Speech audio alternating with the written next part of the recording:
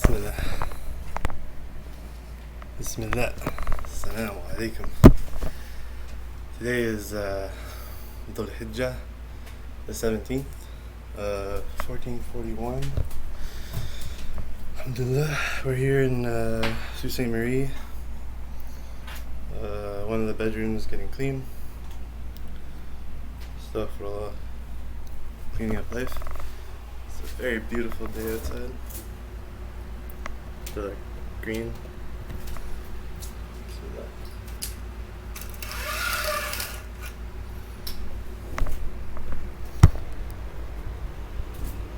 I'll go outside later. Get a better picture. This is Rolo. MashaAllah, Alhamdulillah, very good. Allah subhanahu wa ta'ala bless with support animals. Alhamdulillah. Abu Hurairah radiallahu anhu. I'll be pleased with him. So yeah, I'm throwing out the PS4. Broke the game. Alhamdulillah.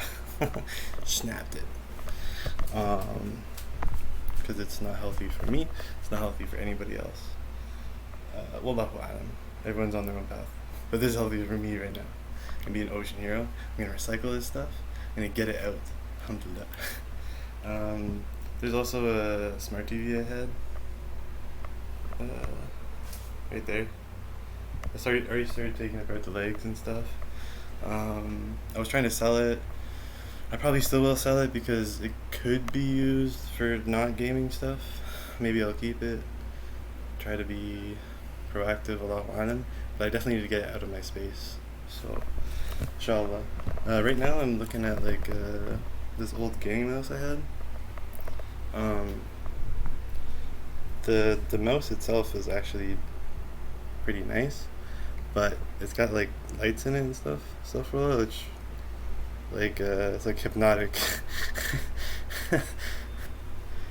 It reminds me of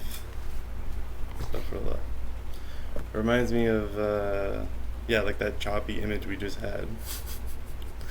I was working in a restaurant and I was trying to work, and I was beside a bar, and there's loud music playing, and even above us, subhanAllah, and I mentioned this health and safety issue.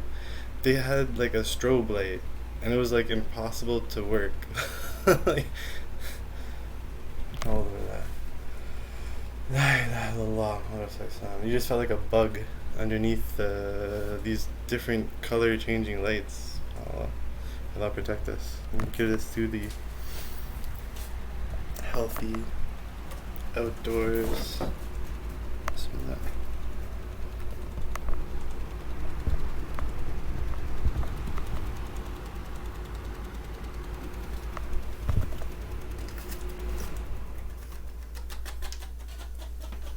I really shouldn't be in the window anyways. It's got a health and safety warning about that. Bismillah.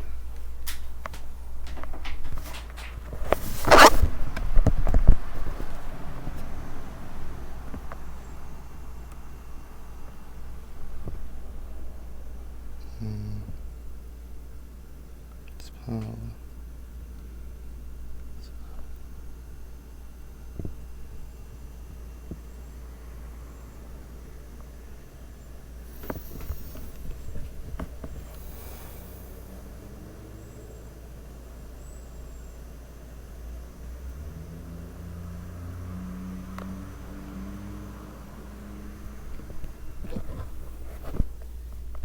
La ilaha illallah Muhammad Rasulullah. Okay, and I gotta go out today. Bismillah. Forgot my phone. Astaghfirullah.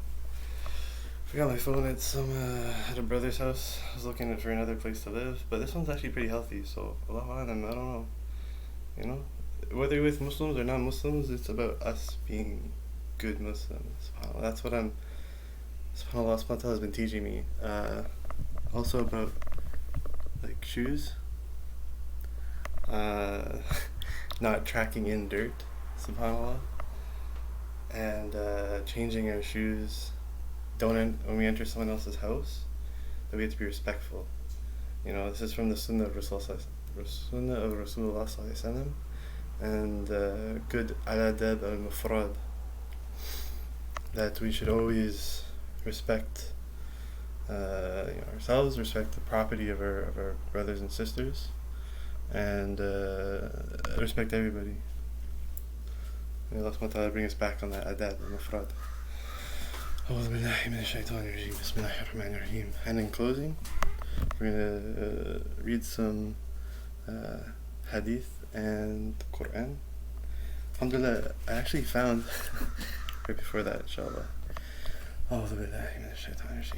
I actually found, subhanAllah, whoever was living in this room before, قدر الله وما شاء فعل, they must have been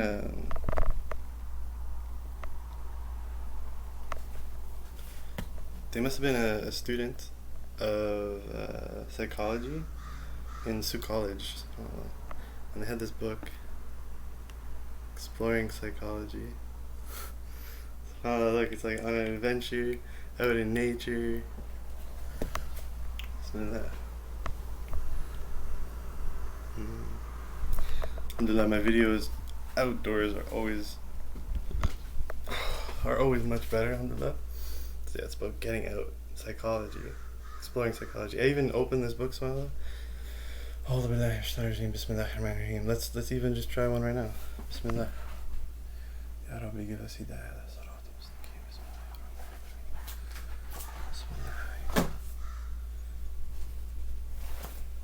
We're opening to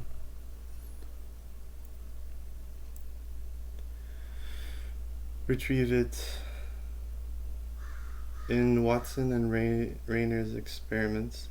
Little Albert learned to fear a white rat after repeatedly experiencing a loud noise as the rat was presented. In these experiments, what was the US, the UR, the NS, the CS, the CR? So you see, like, there's like a little picture here. SubhanAllah. It's got the answer at the bottom, but Bismillah. The US was the loud noise. The UR was the fear response to the noise. The NS was the rat before it was paired with the noise. And the CS was the rat after the pairing. The CR was the fear of the rat. SubhanAllah. Allah is showing us like how development stages in growing up and life. SubhanAllah. And how different things we interact with, and Allah shows us through our development in life with our families, out in nature, in our own houses, getting them clean, this house, Alhamdulillah, different developmental, real life experiences, and how they affect us. SubhanAllah. Learning objectives. Test yourself by taking a moment to answer each one of these learning objective questions. Repeat here from within the chapter, then turn to Appendix D, so on and so on. Research suggests that trying to answer these questions on your own will improve your long-term memory and the concepts. McDaniel et al. What is learning? What is learning? And what are some basic forms of learning? What is the behaviorism view of learning? Terms and concepts to remember. SubhanAllah. Operant behavior, cognitive learning, classical conditioning, behavioralism, neutral stimulus, unconditioned response, unconditioned stimulus. That's the US, UR. We're talking about NS now, SubhanAllah. Experiencing the testing effect. MashaAllah, the cat's reminding me. Shall we put the video down soon, inshallah? She's having fun. I like that. That's cat's reminding me. Allah's reminding me through the cat. Experiment how the rat and stuff. Allah's reminding me with the cat. to clean my room. And my room's a mess. Cats like to have, space, healthy outdoors, and clean areas where they can travel. Like if there was a shelf up here, and we have one in the downstairs in the kitchen, where it was like cluttered, and she couldn't move anywhere, and we had a mice problem in the house. Like it was really, really bad. I moved into it. Like we came into this situation. Anyways, we're cleaning it, and the rats and mice, the mice, would go anywhere in the house and they felt safe because, everything was pushed against the wall. There was clutter. There's places where they can hide, and mice, subhanallah, they don't like to be seen, or they like to hide. They like to be security and safety. So if we have spaces that are open in the house, that's where they'll start to nest. We're closed in the house, that's where they'll start to nest. They'll travel along those paths. Uncleanliness and unhealthiness attracts them. It doesn't necessarily mean like they're gonna be there, but that's even in our own lives. Allah's teaching us to be healthier, right? To make better choices. So anyways, we started like pulling stuff away from the wall, so there's clearance, like the cat can travel along there, alhamdulillah. In other areas of the house we're still cleaning. And psychology. Exploring psychology, alhamdulillah. And in closing, Bismillah, الرحمن. I said I would read some hadith and Qur'an. Alhamdulillah. Bismillah, الرحمن. Allah subhanahu wa ta'ala says in Surah Al-Kahf, وَاتْلُ مَا أُوحِيَ إِلَيْكَ مِنْ كِتَابِ لِكَلِمَاتِهِ لِلَنْ Astaghfirullah.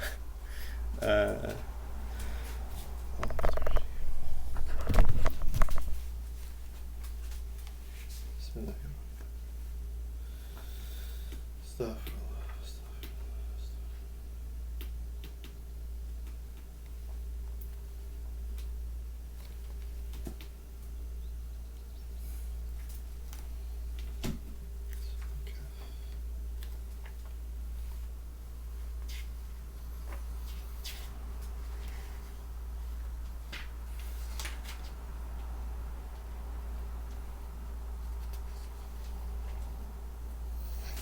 That's what it says in the Qur'an.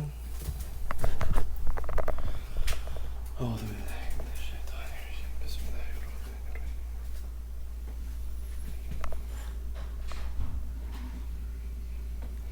وَاتْلُ مَا أُوحِيَ إِلَيْكَ مِنْ كِتَابِ رَبِّكَ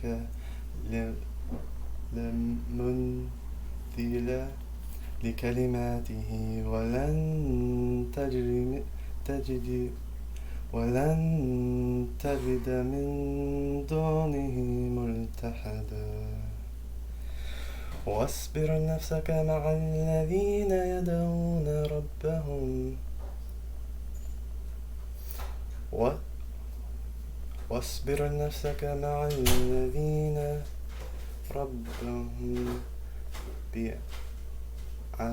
بغد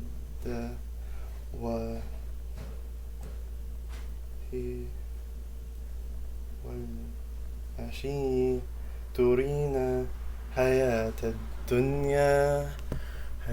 الدنيا ولا تطعن أغفلن قلبه عن ذكرنا وكانه أمره فرطا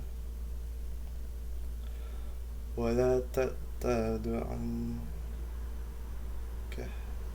عنهم تريد زينة حياة الدنيا ولا تأمن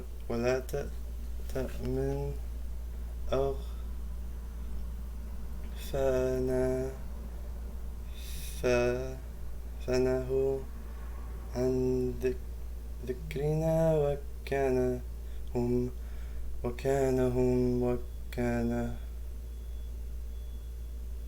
ذكرنا وينع هواه وكان هم فرطا واتل ما أوحي إليك من كتاب ربك المنزل لكلماته ولن تجد من دونه ملتحدا. And recite what has been revealed to you, O Muhammad sallallahu alayhi wa alihi wa sallam tasliman kathira. Recite what has been revealed to you of the book of your Lord, and recite it, understand and follow its teachings, and act on its orders and preach to mankind. None can change his words, and none will you find as refuge other than him. وَاتْلُ مَا أُوحِيَ إِلَيْكَ مِنْ كِتَابِ رَبِّكَ لكلماته ولن تجد من دونه ملتحدا. واصبر نفسك مع الذين يدعون ربهم بالغداة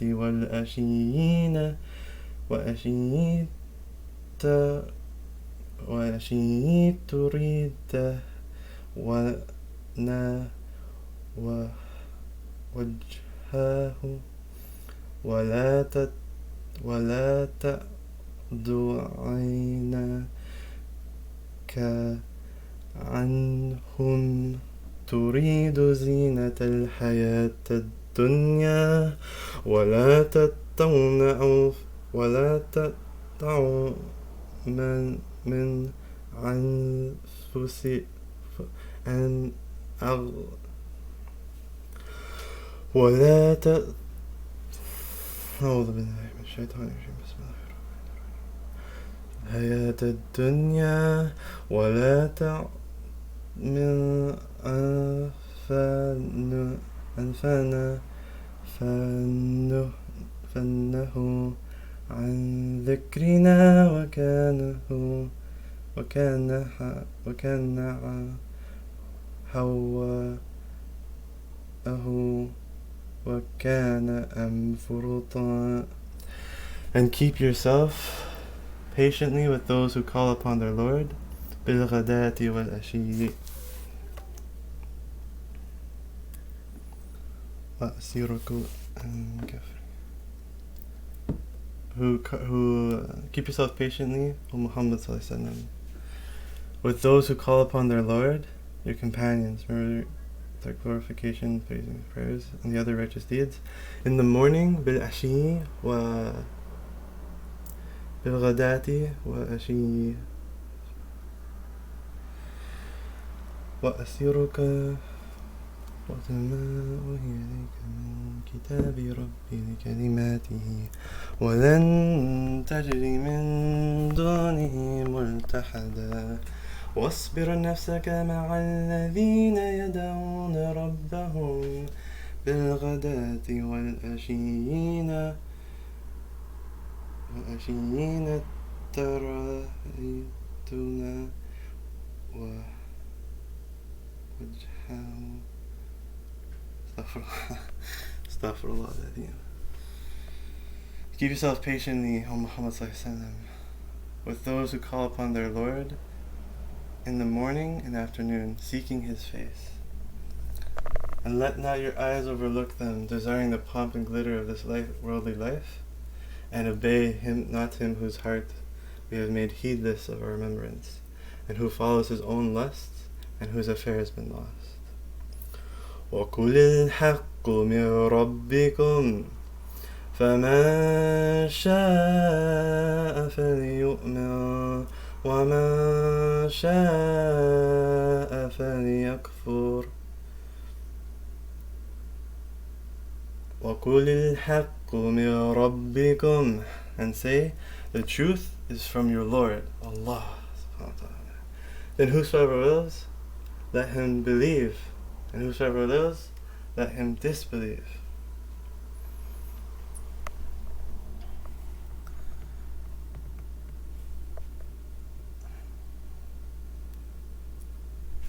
And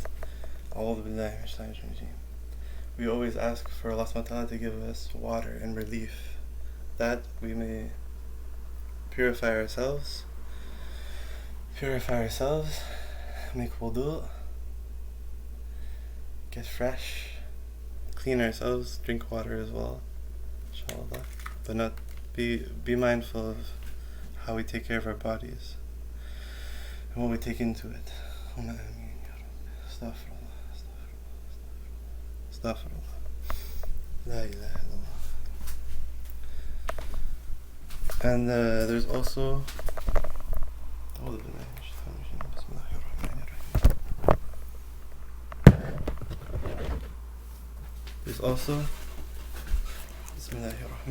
there's also Surah Al-Anfal, which Allah subhanallah, it's very special.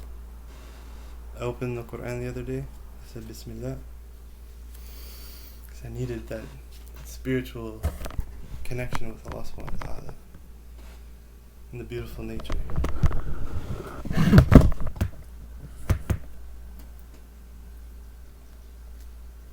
Birds chirping, subhanallah,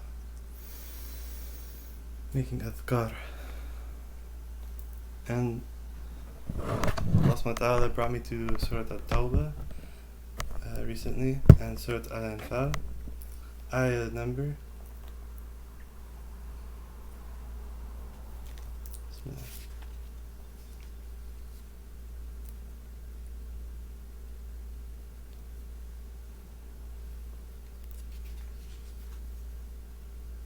Ayah number 24. Ya ayyuhalladhina amanu, O you who believe, answer Allah and His Messenger when He calls to you. When He calls you to that which will give you life. And know that Allah comes in between a person and his heart. He prevents an evil person to decide anything. And verily, وَإِنَّ إِلَيْهِ تُحْشَرُونَ. And verily, to Him you all will be gathered. We all will be gathered. وَاتَّقُوا فِتْنَةً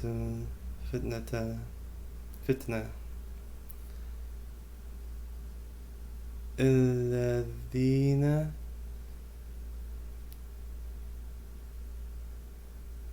تَظْلَمُونَ مِنْكُمْ جَاسَّةً وَاعْلَمُوا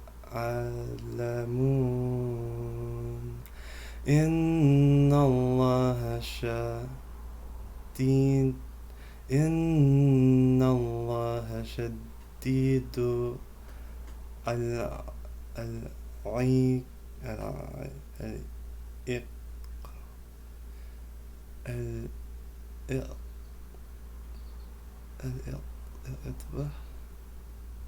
So Allah is severe in punishment. إِنَّ اللَّهَ شَدِيدُ الْعِقَابِ.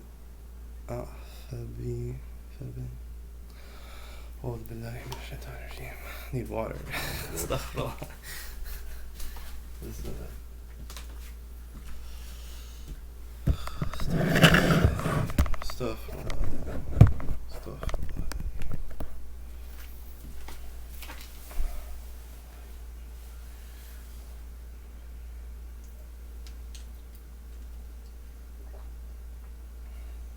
is Bismillah. I don't know if you can see this. Stuff. This is carbonated. It's carbonated water, but it's Alhamdulillah, spring water, and it's made with like natural spring water and grapefruit, and it's Carbonated spring water with grapefruit flavor, no artificial flavors or colors. Alhamdulillah. And it's ozonated. Alhamdulillah. But obviously I love natural, clean flowing spring water much more.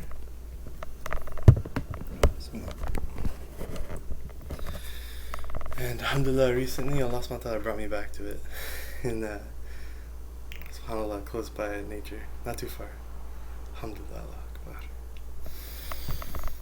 La ilaha illallah.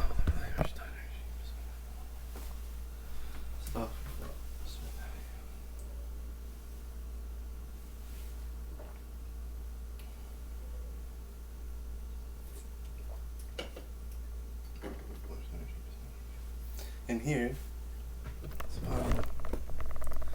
this is, I don't like this flavor as much, but I really like this drink. It's got a little too much sugar in it though, but alhamdulillah. It's called a basil seed drink. I got it at Bulk Barn, where like they have healthy foods. I'm trying to get healthy. And on my journey, I found these. You can see, like, I don't know if you can see the picture. Let me get a better picture. Bismillah.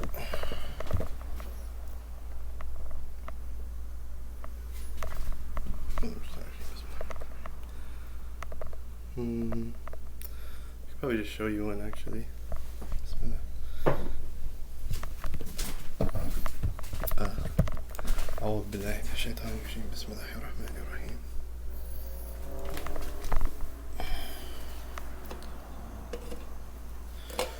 أعوذ بالله من الشيطان الرجيم بسم الله. Place the covering on our drinks. Bismillah.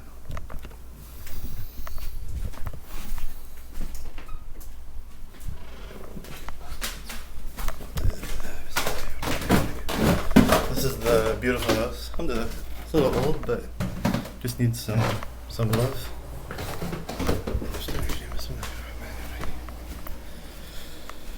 We're cleaning it. Alhamdulillah.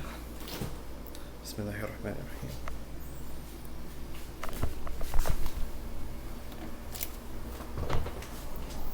Here's one of the other flavors I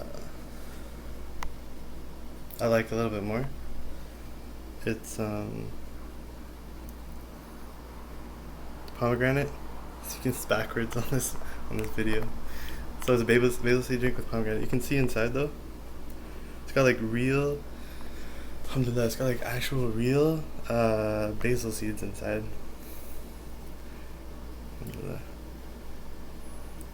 It's got too much sugar though for me personally, because the first ingredient's water, alhamdulillah. Second ingredient, basil seeds, very good. Third ingredient, sugar. Allahu Alam, maybe cane sugar, hopefully, but it says sugar. So, then it's got citric acid, E330,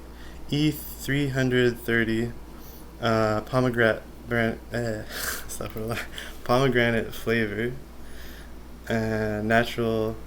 It says in brackets natural identical flavor. So, you know, they use natural ingredients, but they imitated the pomegranate. And it's also got gel and gum, and then color. It's also got color. Allure Red AC. Oh, and caramel. Caramel's actually not very healthy. I don't know. Yeah.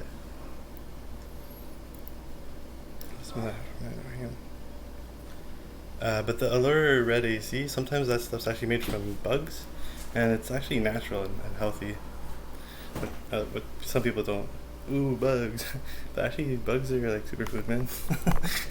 look at different countries in the world. It's fun a lot.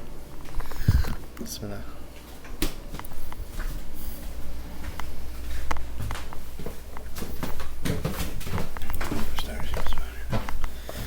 Insha Allah, we're going to end with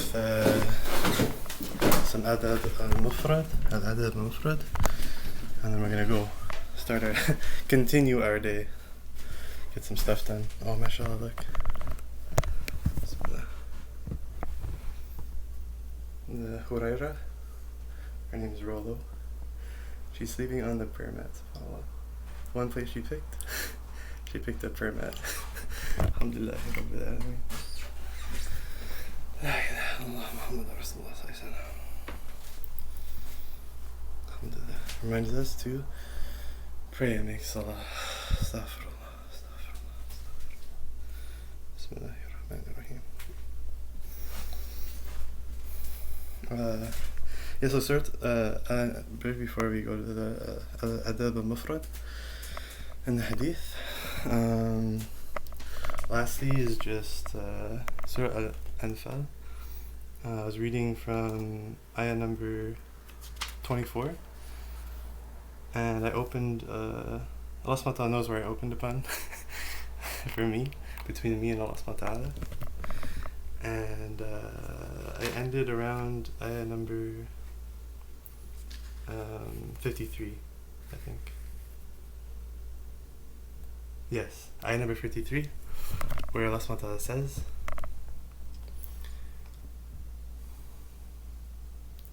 ذلك بأن الله ذلك بأن الله لم تكن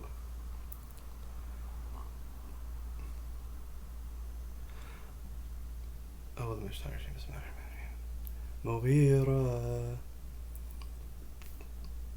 ما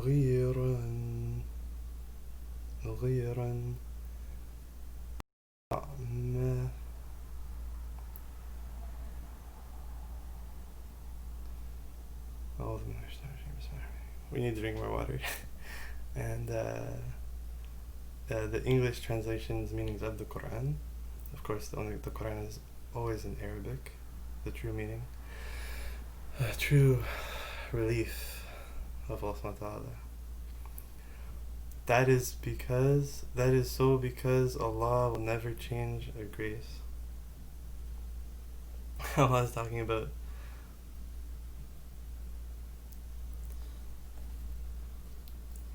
if you could see the angels in the it's talking about hypocrites, being a hypocrite.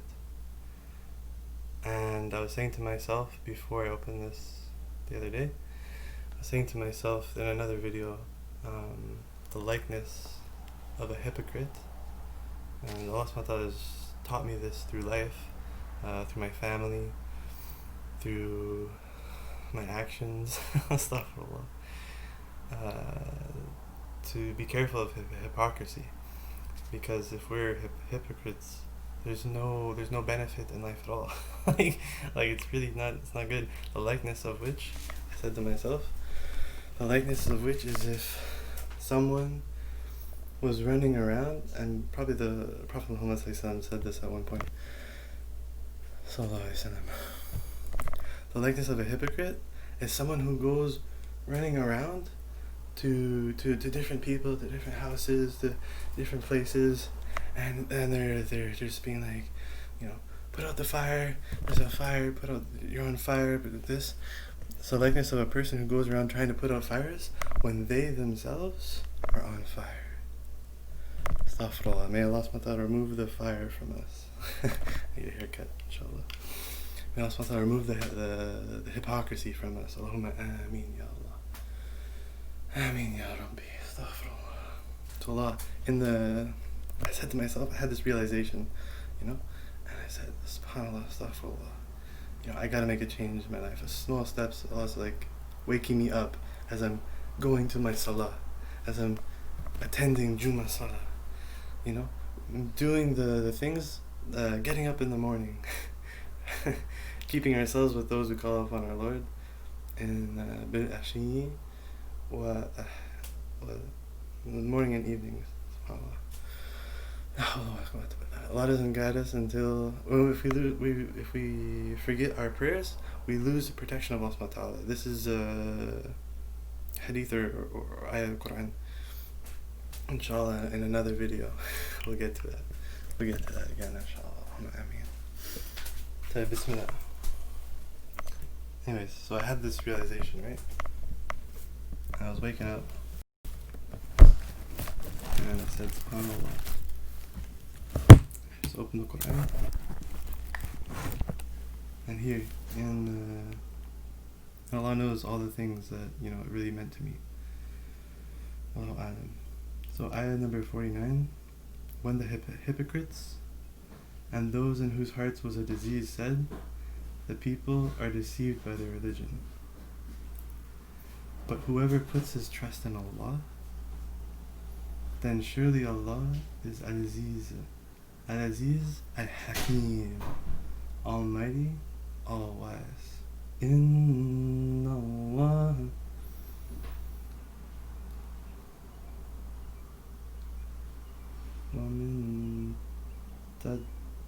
ومن يتوكل على الله فإن الله عزيز حكيم. Then ayah number 50. And if you could see when the angels take away the soul of those who disbelieve at death, they smite their faces and their backs, saying, taste the punishment of the blazing fire. Now we know we can never judge anybody, no matter how they died, no matter what happened. Only Allah subhanahu wa ta'ala is the one who knows what truly was in their hearts. And Allah subhanahu wa ta'ala says that He does not harm or hold us to account for that which we do when we're in a state unjust to ourselves. So Allahu A'lam, they might have been a believer and they just lost their way, but something they did in their life, Allahu A'lam, in their best of times, like when we lose a loved one who commits suicide from overdosage in an addiction, only Allah subhanahu wa ta'ala knows. They might have died in that state, but only Allah subhanahu wa ta'ala knows. Allah can forgive them. Allah can forgive anybody. Okay? We cannot judge, we cannot say, for sure we're not going to see them. No. They're our loved ones, and we have the good memories of the good things they taught us in life. And this really is a turning point in someone's life when you experience the loss of a loved one. Allah says in the Qur'an, in Surah Al-Mulk, أعوذ بالله من الشيطان الرجيم Bismillah الرحمن الرحيم تبارك الذي بيده الملك تبارك الذي بيده الملك وهو على كل شيء قدير الذي خلق الموت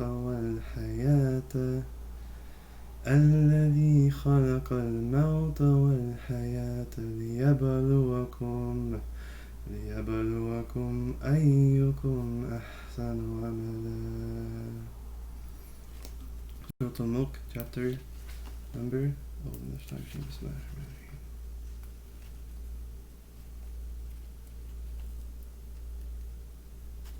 Chapter number 67. تبارك الذي بيده الملك وهو على كل شيء قدير. تبارك الذي بيده الملك. Blessed is He in whose hand is the dominion. All of creation, the entire world, all lives, natural, outdoor beauty, subhanAllah. The trees and the rivers and how it all flows and the different places we all live and the journeys we go on through life. Blessed, تبارك الذي بيده الملك. Blessed is He in whose hand is the dominion. Allah subhanahu wa ta'ala. وهو على كل شيء قدير وهو على كل شيء قدير. And He is able to do all things. Astaghfirullah. He is able to do all things. Subhanallah.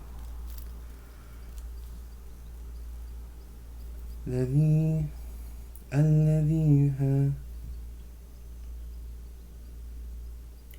تبارك الذي بيده الملك وهو على كل شيء قدير الذي خلق الموت والحياة الذي خلق الموت والحياة who has created Tabaraka, blessed and he whose hand is dominion, who is able to do all things, who has created Tabaraka الذي خلق الموت والحياة, who has created death, maut, وحياة, life, that he may test you which of you is best indeed.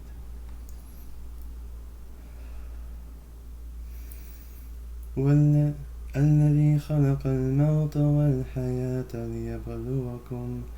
ليبلوكم أيكم أحسن عملا.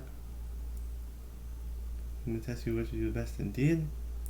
وهو العزيز الغفور, and he is Al-Aziz, the swiftest to recompense.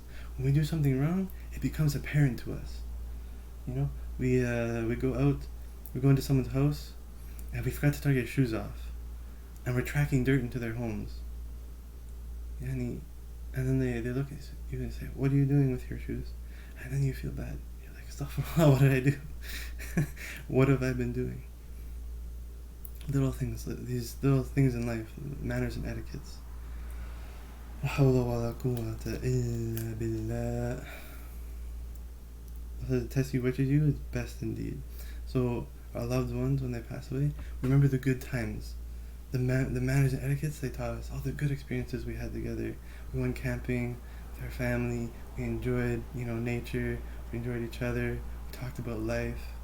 We talked about spirituality. And we just enjoyed, we just had, Allah gave us an ease, a blessing with each other. And we talk, and we go through life together. We experience, what you're struggling, what and living and things like this. So those good times, the person they really were, Allah says He does not hold a person accountable for what we do in a state unjust to ourselves.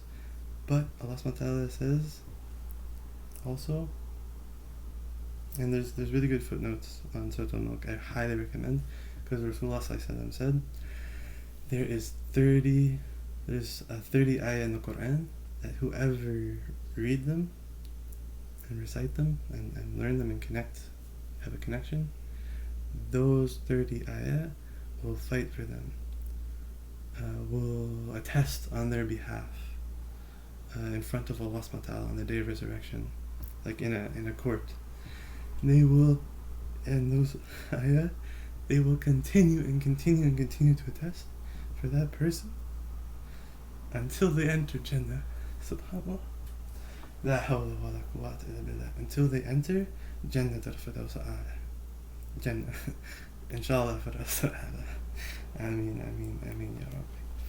Astaghfirullah. So I highly recommend reading more of that, inshallah. There's really good footnotes. This is King Abdulaziz complex printing in Medina. It has very good footnotes on hadith, so history, authentic grading and record keeping, and also astaghfirullah, really good examples that explain how we can relate these to our real lives. Obviously we need stuff more like this, where real life today, where we can relate ourselves as well. So astaghfirullah, who has created life and death, may test us which of us is best indeed. وَهُوَ الْعَزِيزُ الْغَفُورُ, and He is the most merciful, the most forgiving. So we just have to turn back to Allah, and He forgives us. And in closing for Qur'an today, inshallah, astaghfirullah. That is because, in Surah Al-Anfal, ayah number 53, that is so because Allah will never change a grace which He has bestowed upon a people until they change what is in their own selves. And verily, Allah is all hearer, all knower. and do not be like the people of Pharaoh. And that's explained further in the Qur'an by Allah subhanahu wa ta'ala. And it's very easy to understand once we learn about. Allah teaches us through this, through the Prophet sallallahu alaihi wasallam, through life with each other, growing up, families, getting outdoors soon, Insha Allah. I need to get outdoors. Oh, I'm trying to Bismillah. I need to drink some water.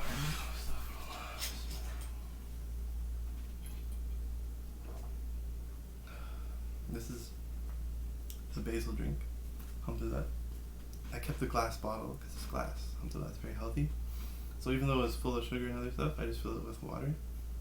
Inshallah, the best of water. Clean it, and it's reusable, recyclable. Bismillah.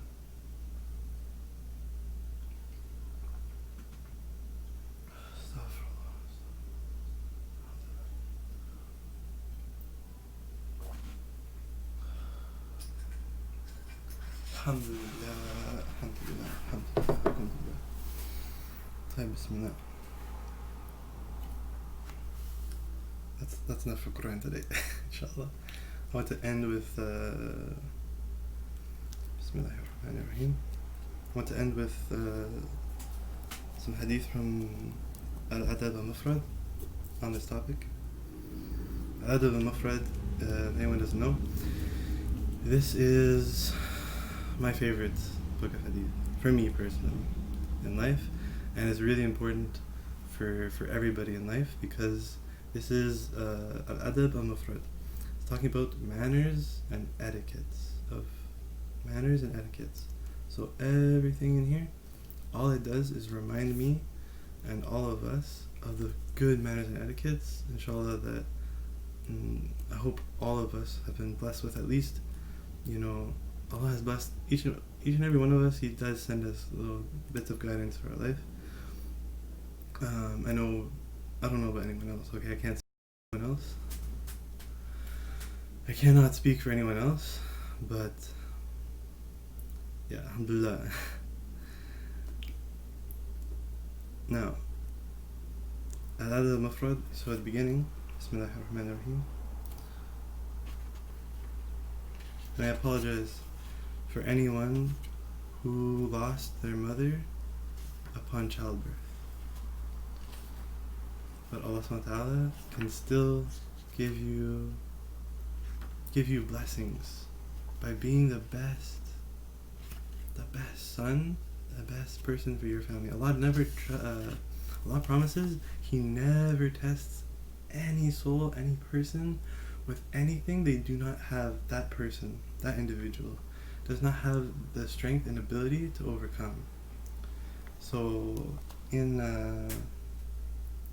my therapy sessions recently, we were talking about nurturing our soul, nurturing our spirituality, nurturing our body, going out exercising, starting our day right, and nurturing our minds. So nurturing our soul, we get up in the morning before sunrise, you drink a little bit of water if you need to, unless you're fasting. If you're fasting, have suhoor before Fajr comes in. The pre-dawn, very special time of the day. And then the night, it's very, very special. SubhanAllah. Whether you're Muslim, you're non-Muslim, you ever wake up, you look at the open sky, the clear sky, and there's stars, and there's sakina, there's peace, there's tranquility. There's no noise except the rustling of the wind through the trees, or the trickling of water down a stream, and everything on the earth is quiet. I was about to bless this time. Very, very special time where Allah accepts supplications, and we get guidance through our lives during these times.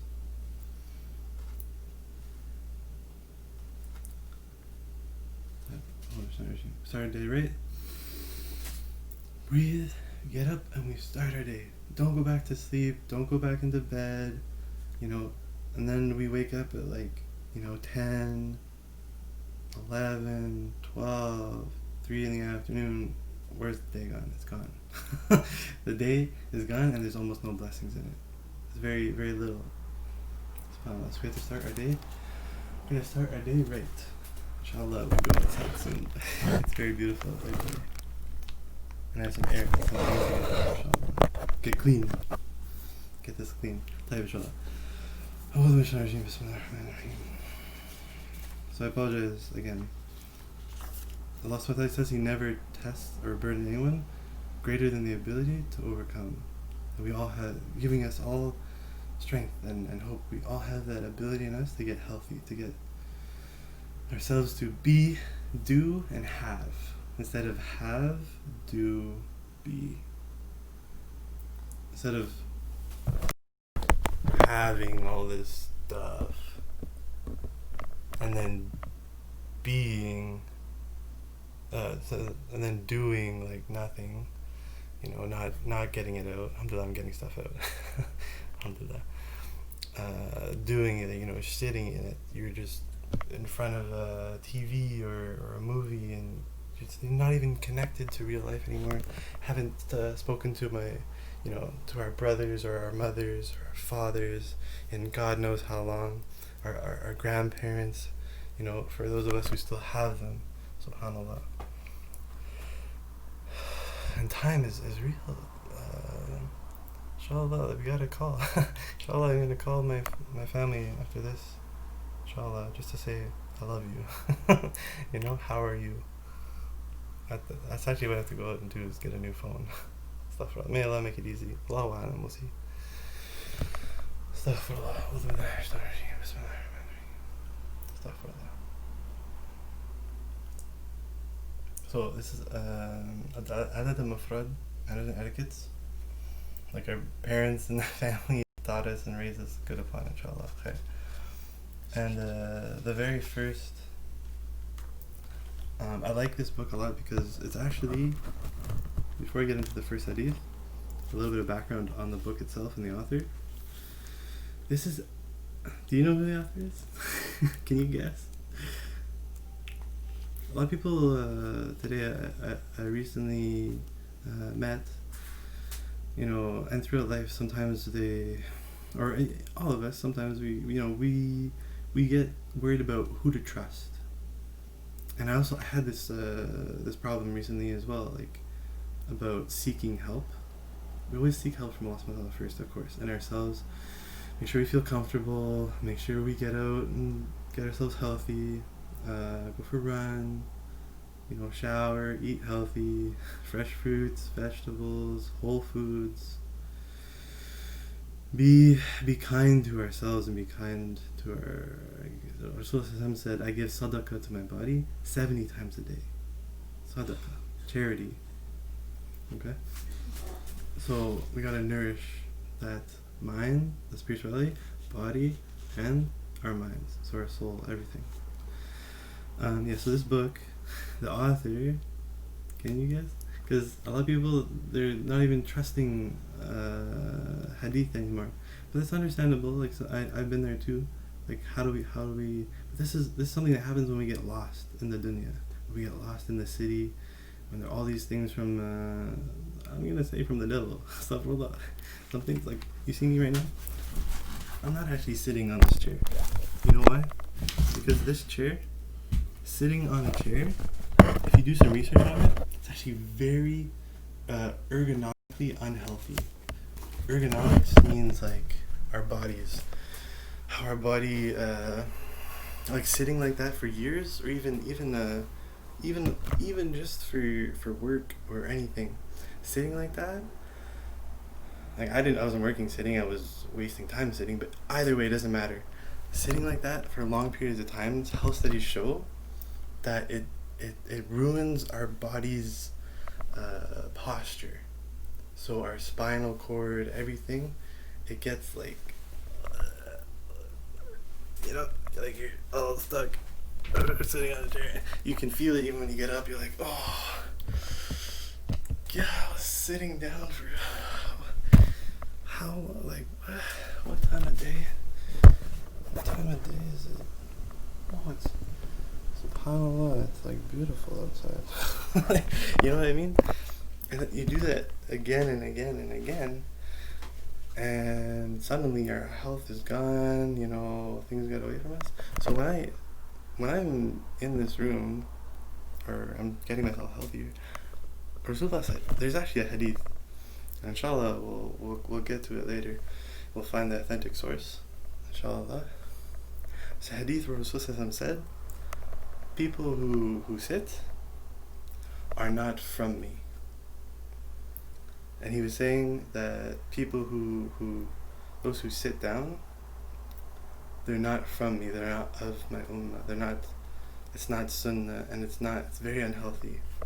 So we know that even psychology, we're talking about psychology, and inshallah it's somewhere in the Explore Psychology book, over here, which inshallah later, astaghfirullah, forgive me. Ya Allah. We learn that in psychology, our environment and how we treat our bodies and everything is very important, and that sitting down is actually a negative. It breeds negativity, because you sit down for too long. It's harder to get up.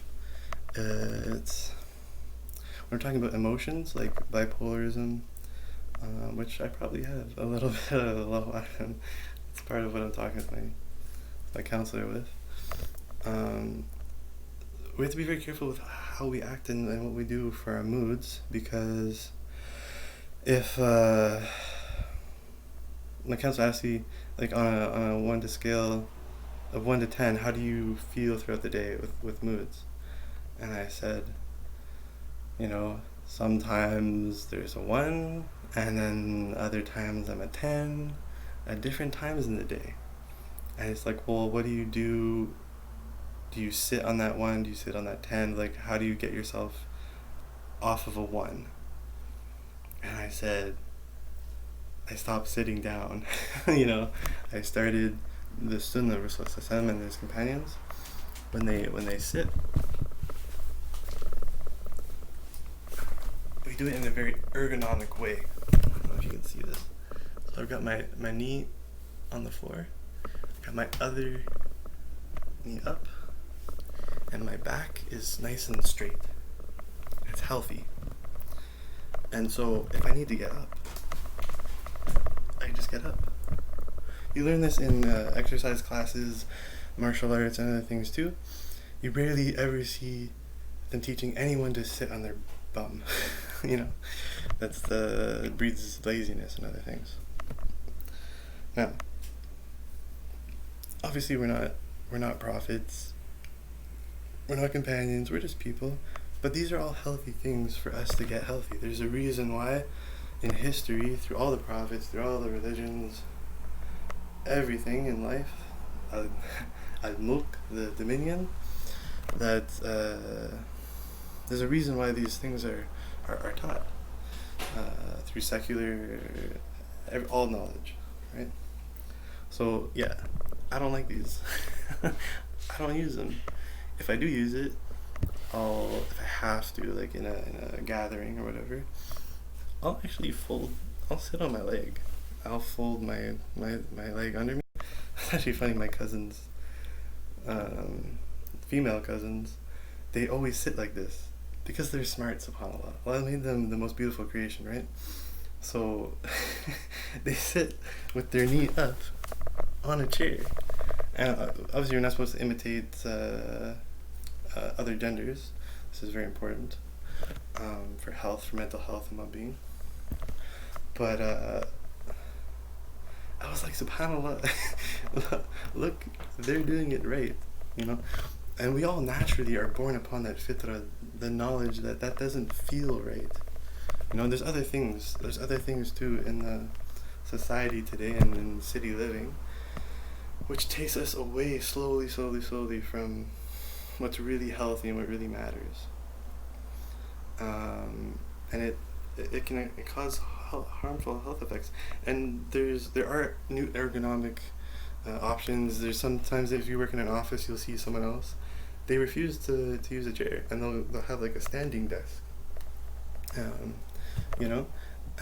That's a healthy solution.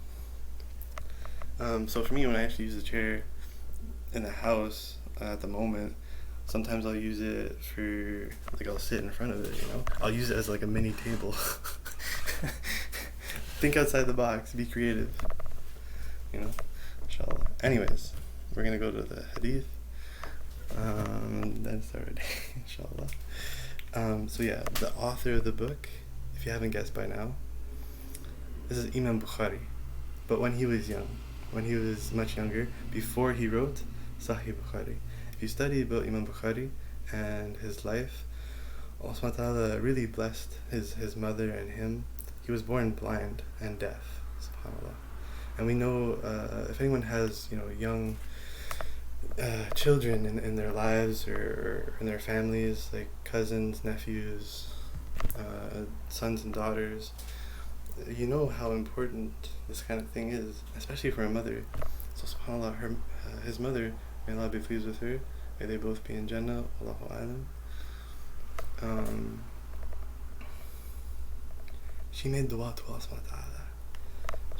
And that we know that the dua of the parent is always accepted. Always accepted. Allah give this blessing to the parents, that their dua for their child is always accepted. So we have to be actually very careful what we ask Allah subhanahu wa ta'ala for, because if we curse our child, Allah accepts that supplication as well. So be very careful what we say. Always be positive, loving, just like a parent is, a mother is, always forgiving, the most merciful. They're the biggest blessings in our lives. Really, subhanAllah. Allah created them the most beautiful creation. Really. And we owe so much to them. Astaghfirullah, astaghfirullah, astaghfirullah. Oh, go on. Need another good drink of water.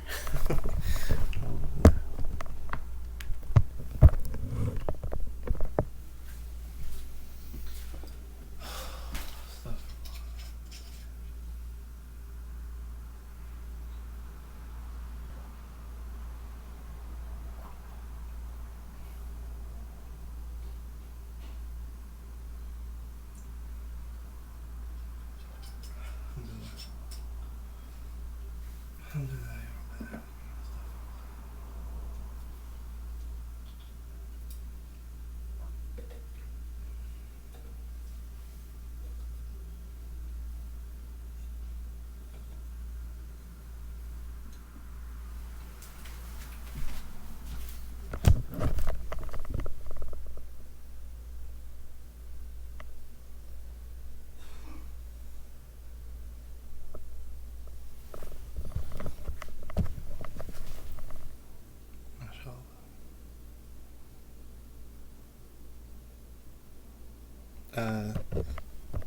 Actually, to know a little bit more about this cat, she's actually a mother.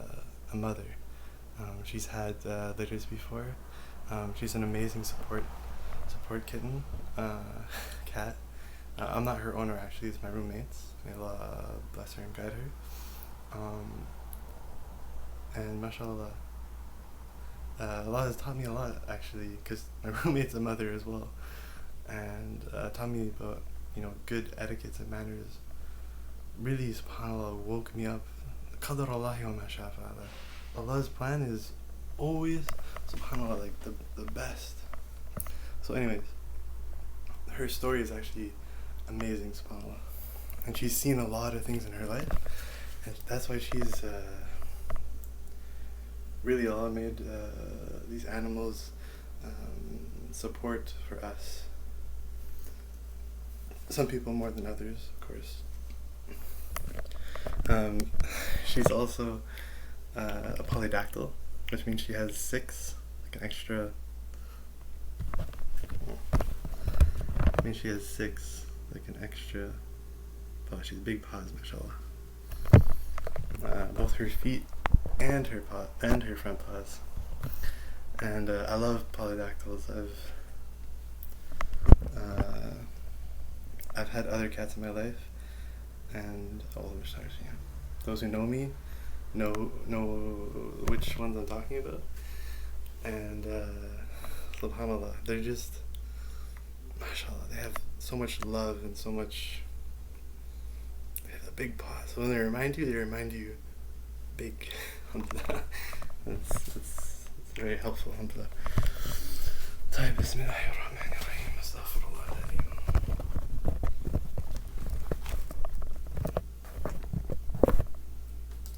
So in Al-Adab al-Mufrad, Allah subhanahu wa ta'ala says in the Qur'an, Al-Adab al-Mufrad. So this is Imam Bukhari, and just before we get into the first hadith, the first chapter, there's something Imam Bukhari subhanAllah said when he was compiling the hadith for this his first book. So Allah subhanahu wa ta'ala answered his mother's prayers. She prayed Qiyam al-Layl, which is the night prayer, like we were talking about, a very special time. And she asked Allah subhanahu wa ta'ala to cure her child. And Allah subhanahu wa ta'ala always answers the good, the beautiful. And she was a very good, pious person. Like she, all mothers in life, when a child is brought into the world, or Allah subhanahu wa ta'ala reminds us, especially them and everybody, to make a change in our life, to get healthy, because now is the time. There's a it's the time to get healthy. So she was very pious, mashallah, and because of her piety and making a change in her life, being healthier, making her prayers, doing good, being kind to others, wallahu alam. Through research you'll find out more detail. I've studied it before. They're just going based off memory. Alhamdulillah. So Allah subhanahu wa ta'ala answered the dua of the mothers. Right? It's very special. There's nothing like the mercy of a mother. There's nothing like the love of a mother through our lives. And we need to appreciate that and to let them know. Stay in contact. Okay. So anyways, Allah subhanahu wa ta'ala answered the dua and cured Imam Bukhari of his blindness, so he was given sight, and his deafness, so he was given hearing, and alhamdulillah, all the developmental issues that he had from childbirth. Allah subhanahu wa ta'ala blessed him with one of the best memories from the people of our time. MashaAllah, alhamdulillah. So and he actually died in a way that humbles all of us, because we don't know. He made dua to Allah subhanahu wa ta'ala because he was having a hard time with all the attention he was getting. So he wanted to die a Muslim and die upon belief and good in his heart. So there's a debate among the scholars, but it's not a debate. It's an agreement that, subhanAllah, the way he died is actually qadarullah ma sha'a. It's a he asked for it, and he may have died from Allahu a'lam. We don't know. Only Allah knows, right? As we said before, we can't judge other people. So it's good of us not to ask our lives to be taken away. It's good of us to learn in the Qur'an and hadith, just ask Allah for khair akhirah wa khair dunya wa qina adhaban nar. Khair akhirah, good in the hereafter, khair dunya, good in our lives, wa qina adhaban nar, protection from the fire, from the whatever bad, evil destination, wherever our souls go after this. Okay, that is how we should, and just live day to day, be good, breathe, alhamdulillah. Okay, so anyways, I was getting to that Imam Bukhari, when he was young and growing up, he wanted to compile the hadith of manners and etiquettes, because he said, subhanAllah, he said, and I traveled,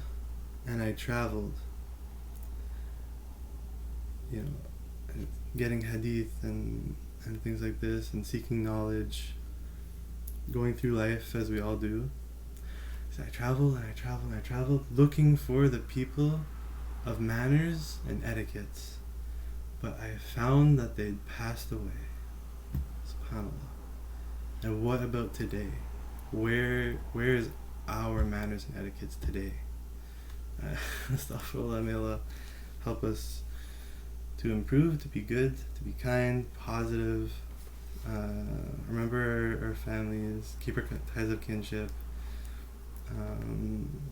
enjoin upon one another al-ma'ruf, and forbid one another of al-munkar. Al-ma'ruf is the good stuff, and munkar is, forbid and warn one another of those things which take us away from the good. So, Alhamdulillah. Good manners and etiquette is just smiling. Someone has something on their face or in their teeth, or their shoes are untied, just reminding them, hey, this is, you've got something there, what's going on, are you okay, what's happening, and reminding each other, doing good, don't just talk, show, be good, go out, do stuff, get rid of stuff, clean the house, clean our lives, do good. Be is like where we believe, we have uplift, 10, faith, we have trust, forget all the, throw away whatever worries, get stuff out, anything that's distracting us, remove it, and cover it up, whatever, recycle it, ocean hero, be an ocean hero, check it out. And then we'll have, all of us know that when we do all those things, we just get up and go do. Alhamdulillah, we have like an amazing day after that. So Alhamdulillah. This, if you're wondering, I like to wear this because it's really comfortable.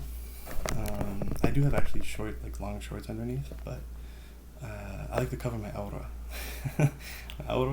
so that I'm presentable, and it's not a visual pollution to another person, because people are attractive, and with all the stuff today, like in the media and whatever else, in the cities, the beaches, there's enough out there. I don't need to be adding to the visual pollution of myself or others. So I just feel comfortable. It's actually really, it's light, it's comfy, and it's the etiquette and manners of the people before us, like the Prophet ﷺ, the companions, even just cultures like heritage. You look in Ireland, Scotland, they had kilts. They down below their knees. They had stuff, and they were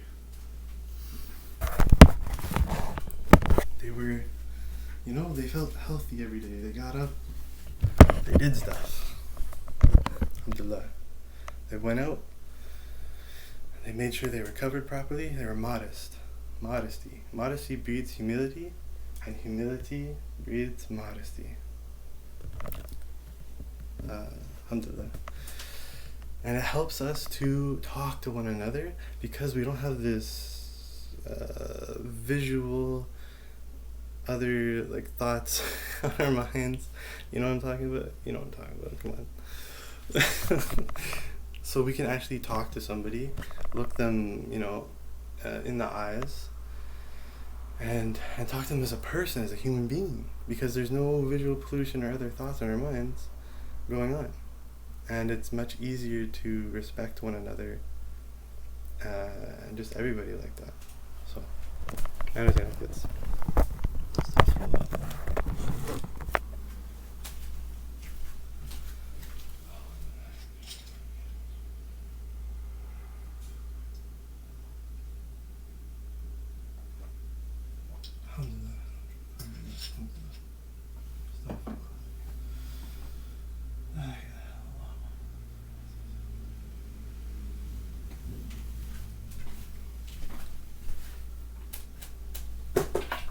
أعوذ بالله من الشيطان الرجيم Bismillah, الرحمن الرحيم. We'll go into the first chapter. We're going to cover about we'll cover anywhere from 3 to 5 hadith, because there's that one. There's 3 at least I want to cover, and Insha Allah we might go to 5. Okay, and maybe just a little bit of an overview of the different things. So he compiled this book of hadith and also adhkar. So when it comes to manners and etiquettes, this is like normal everyday living stuff like we're talking about. Being kind to our parents, being nice to each other, keeping in touch, everything.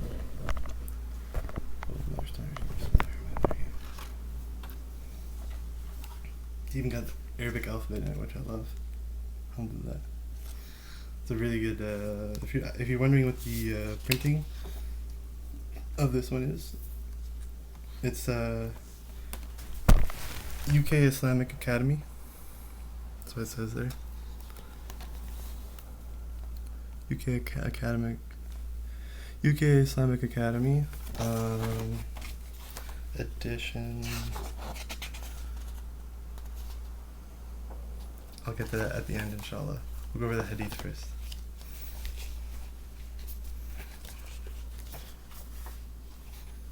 So it starts. So we got contents, forward, introduction, all the things like that. I'm not sure why this is like a mirror somehow. Probably because it's on my laptop and not my phone, so I can't direct it to read properly. Or maybe it's because my concept, I'm reading it backwards, but maybe for you it's reading forwards. Yeah, it's probably reading forwards for you. Allahu alam. Astaghfirullah. Things we learn when we stop playing video games and start living real life and doing real things. Or watching too much television. May Allah protect us. Except for news. World news is okay. Documentaries, Alhamdulillah, they're good. But just be careful how much screen time we have. Alright, so it starts with like forward introduction. They're really good, mashallah. It kind of goes over some of the stuff I talked about. And then chapter 1 on the words of Allah, the Exalted. We have enjoined man to be kind to his parents. Surah Al-Ankabut, chapter number 29 of the Qur'an, verse number 8. Verse number 8.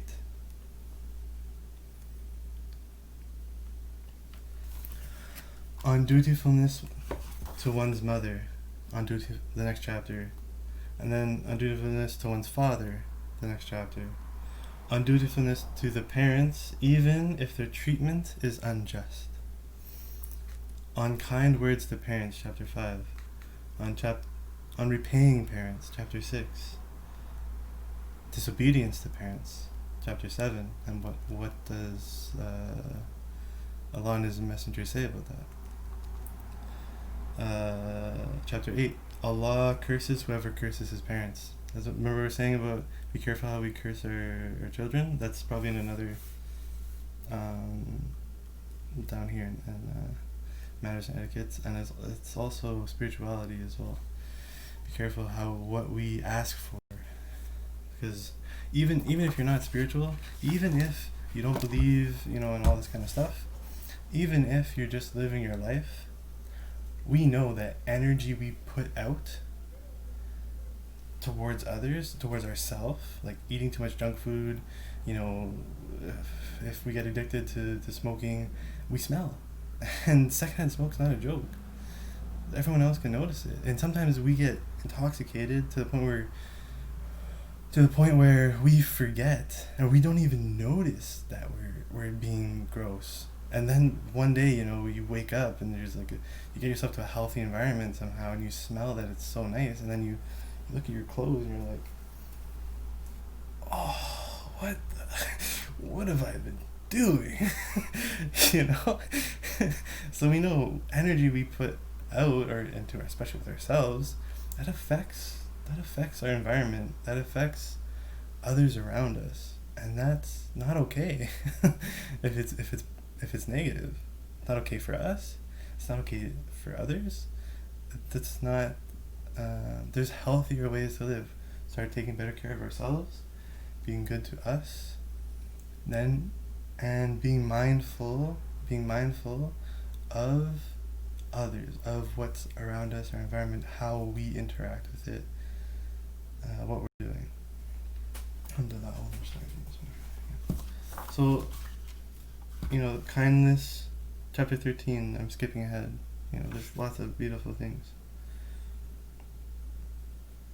Maybe I won't skip ahead. Chapter 9, on being dutiful to parents as long as that does not entail disobedience to Allah. Number 10, on one who finds his parents and despite that does not enter the garden. SubhanAllah. Allah will prolong the life of someone who's dutiful to his parents. So we start, what happens, when you start reconnecting with family, and you start talking, and you're growing up through different stages in life now, and things are happening. Perhaps a loved one passed away, a new loved one is born, and we're reminding each other of what's good, what's healthy. That feeling that we get when we do that,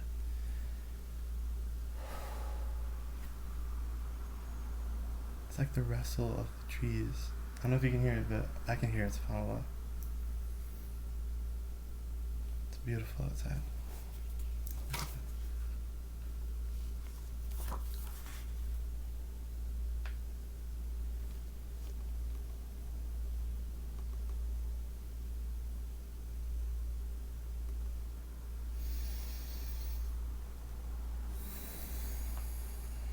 Alhamdulillah.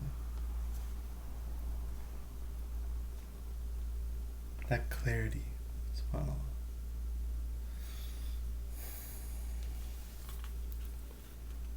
Chapter 12, one should not ask forgiveness for his father if he is not Muslim. Don't ask forgiveness, but we always ask for guidance for ourselves and for others. And we just be good. Not about asking forgiveness, it's about connecting, living real life, and reminding each other of good and family and health, and everything else comes with it. Everything else falls into place. Everything else, everyone's on their own spiritual journey in life, and we can't impose our own upon others.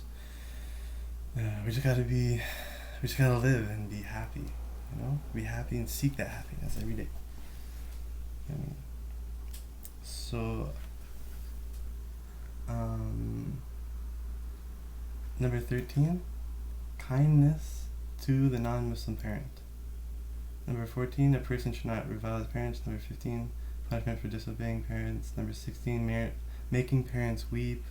Number 17, the supplication of parents, as we were talking about. Number 18, offering Islam to a Christian mother. Number 19, dutifulness towards parents even after their death. So we were talking about earlier, when we lose a loved one, we remember the good times, any good memories, any times where it was healthy and beneficial, and they taught us good things. Those are the things we remember. We choose to move forward on in our life with and get healthy, and we trust that Allah will bring us back together when we were the best of ourselves.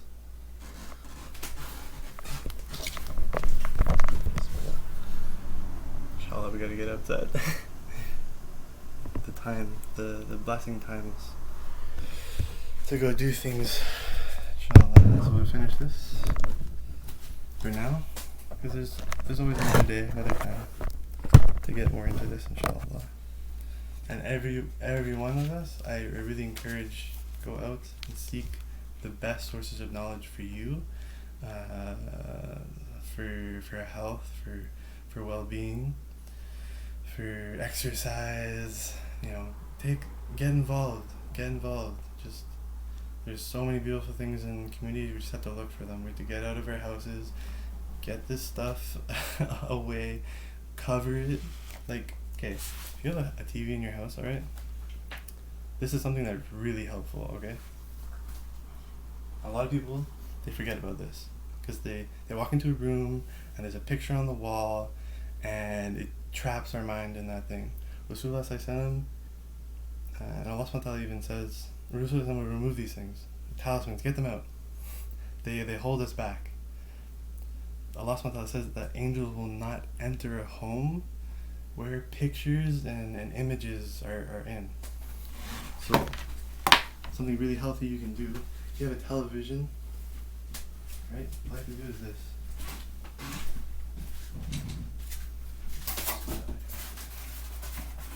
Sorry, Kim.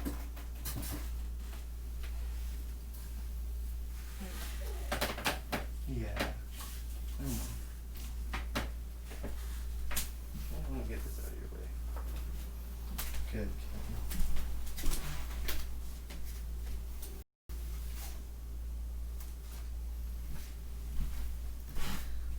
What did I just do? I removed the visual pollution. I covered it. So if you have a television at home, this is okay. You know, if you're watching news and documentaries like once a week, or just like half an hour every morning, every other morning, staying up to date with current world events, managing effective time management, and being healthy. You know, some people have their TVs in like a shelving unit, and then there's a cover for it, so we can close that. Right? You don't have to see it. It's not a visual pollution anymore. It's just in that cabinet, hopefully a little bit away from the wall, so you can get behind and clean behind it. Or if you don't have that, you just have, you know, sheets. You just put a sheet over it. There. That's out of sight, out of mind. It's not constantly like staring at you. You know, turn me on, watch this. What about that other show you started watching the other week? What's happening with those people? I don't know. Astaghfirullah, may Allah protect us. You know, there's real life out there. There's stuff to do. There's research to do. There's healthy expression.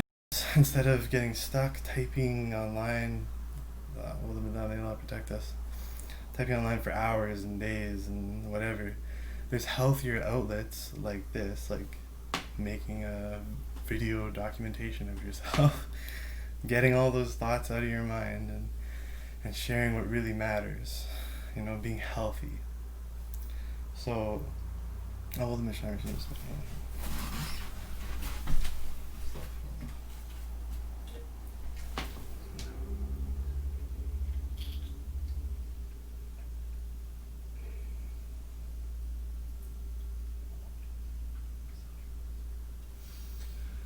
Ya Allah,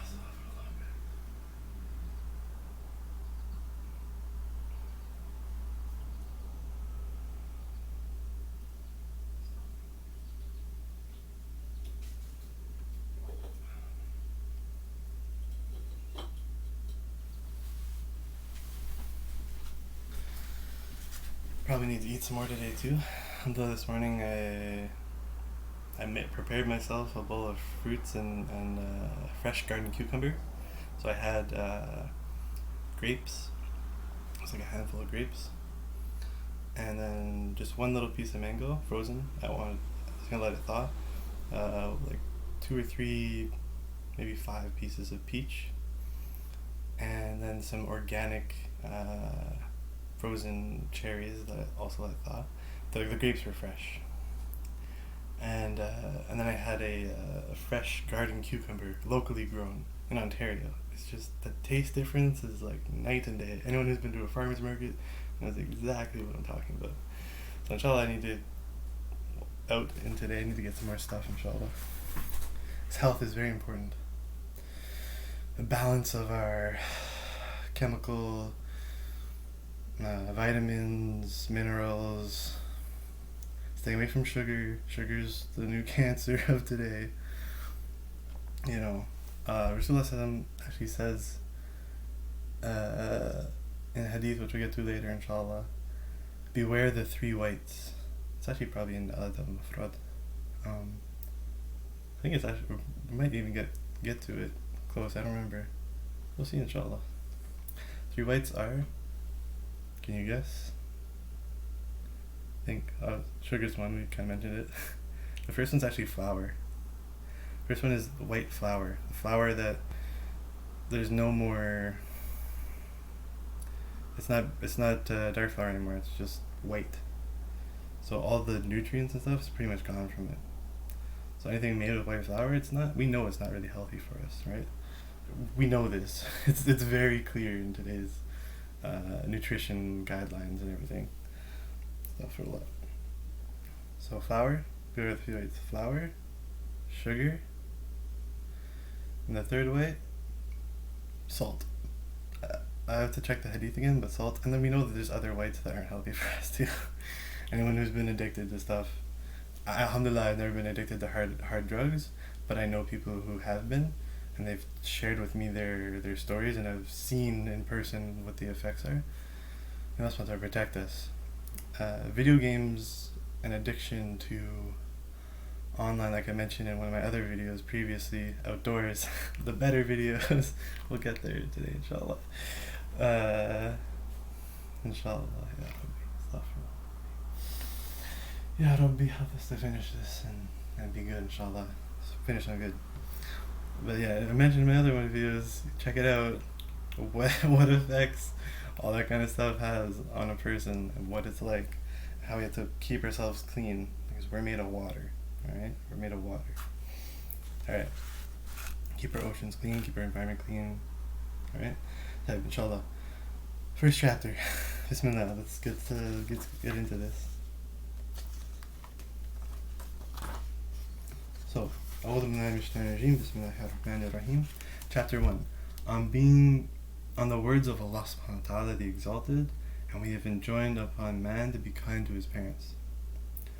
Abu Abdullah Muhammad bin Ismail bin Ibrahim bin al-Mughira ibn al-Ahnaf al-Jufi al-Bukhari. For anyone who doesn't know, Ibn means son of, just like my previous name, which is a part of my mental health that I'm working on. Mik means son of. So it's interesting. Actually, we'll make another video about that stuff later, inshallah. That's actually a very interesting. Identity is very important, and I learned Allah has taught me a lot about that as we're getting healthier. So identity and the words and language we choose to use with ourselves and labels is very important. Even if you take a glass of water, and we'll share that video later as well, inshallah. Take a glass of water. You can even Google search or YouTube search it. The effects that Qur'an has on water, the effects that even just words have on water. You put a glass of water, you look at the crystals, science. You look at the crystals, you put a good word on it, and you put good out towards it, energy. Talking again, not talking about spirituality, talking about real life, actual things that happen with liquids. This is a cleaner. We're cleaning stuff. The crystals in water actually change depending on what energy is around it, what label you put on it. You put like a bad word, ugly or something, the crystals look broken and just like ourselves. If we're harmful to someone else, you're mentally abusing them, you're calling them names, how do you think that person feel? If someone's yelling at you, you feel like crap. you feel horrible. You feel broken and just not yourself. You get yourself away from those people. Now, when we have good, positive reinforcement, smile. And Assalamu alaikum. Peace and blessings be upon you. How was your day? I love you. You come to your mother, Mom, how are you doing? What's been going on? How you been feeling? All these things. And just smile enjoying outdoors together, positive, good words. Hey, mother, you look really good today. What'd you do? You're smiling. You look like your back looks straight. What you been doing? Yeah? Oh, mashallah. Thank you, Mom. Mom, you're the best. You know? Being kind words, positive reinforcement. Someone's name, with the meaning of a name is very, very important. And we'll get to it later, but there was a little girl who came to the Prophet ﷺ with her parents when they first accepted the message. It's very early in the history of the 28 years that the Qur'an was revealed over, all the real life things that happened, all the examples. So she came, Insha Allah. But the Quraysh, the people at that time in the history, they had this really bad cultural habit, as all of our cultures have. We notice in our own lives, like today it might be overindulgence or addictions, right? And too much stuff, having too much stuff, not getting out into nature, kind of losing ourselves in the cognitive machine of this city life. Anyways, then there's some bad habits that stem from that, like not taking care of ourselves or having too much junk food and not even knowing it's not even our fault sometimes. Like no one taught us, or we didn't change our situation and seek out healthier alternatives. Get out of the house, go to a garden, go to a community service, be active, start a garden. If there's no garden in your, go to the city, talk to the city, be like, make a proposal. This is the thing that changes our environment. We're the ones who are in charge of what we do and how we contribute. So the name I used to have had a meaning that held me back from what I was good. But we'll get more into it later, because there's actually an interesting turn of phrase when it was met by some believers, some Christians. They said, no, it doesn't mean that anymore. Now it means, instead of son of fire, it basically meant son of fire. Basically meant like son of Aud, which in Gaelic mythology was the third grandson of the Fire Lord of the Underworld. I can get more into detail later, inshallah. But that's the name where it's like, oh, I'm a destruction. I'm a fire. I burn stuff. I'm a hypocrite. I run around trying to put out fires when I myself am on a fire. I always felt like some kind of mental block, something like I was on fire. And it's not my parents' fault. They didn't know. They didn't know what the meaning was. They didn't know that it had this meaning. To them, it was just like a nice Irish, Scottish, good Scottish name, And like I was mentioning, I just recently, upon further studying and getting healthy, identity and trying to live healthier, I actually researched a little further, because I researched it back years ago during Ramadan in, I think, 2015, in the masjid, where there's actually Allah showed me some very important guidance upon, because I was trying to get healthy, trying to find out who I am, what I need to do in my life, for a job, not just sitting in my room talking, reading books, but actually going out, being active, getting healthy. Hopefully, we're gonna get our posture better, start working out more, get back to a healthier, this will be straighter, inshallah. And Allah showed me something about, like, in the heart, washing and custodial things. Alright, so Allah knows. Allah knows it was very special.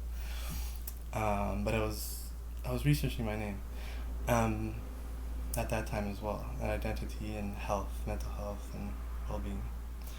But anyways, so now I recently learned that the believers came after them, and they learned about this name and the culture of Scotland and the different families and things and what it meant, and they said, oh, okay, well, that's kind of negative. that's not very healthy. You just say you're on fire, where fire means death for a person.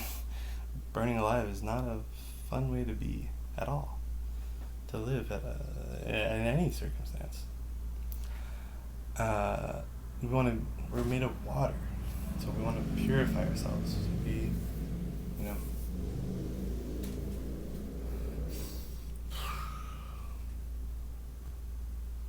get cleanse, wash your feet, be fresh, be clean, refreshed. So they said no, it doesn't mean this. They said it instead means the son of body and mind, like spirituality, basically. And I was like, oh, that's interesting, but it still has some other connotations to it that, just for me moving forward healthy in my life, I don't want to be a hypocrite anymore.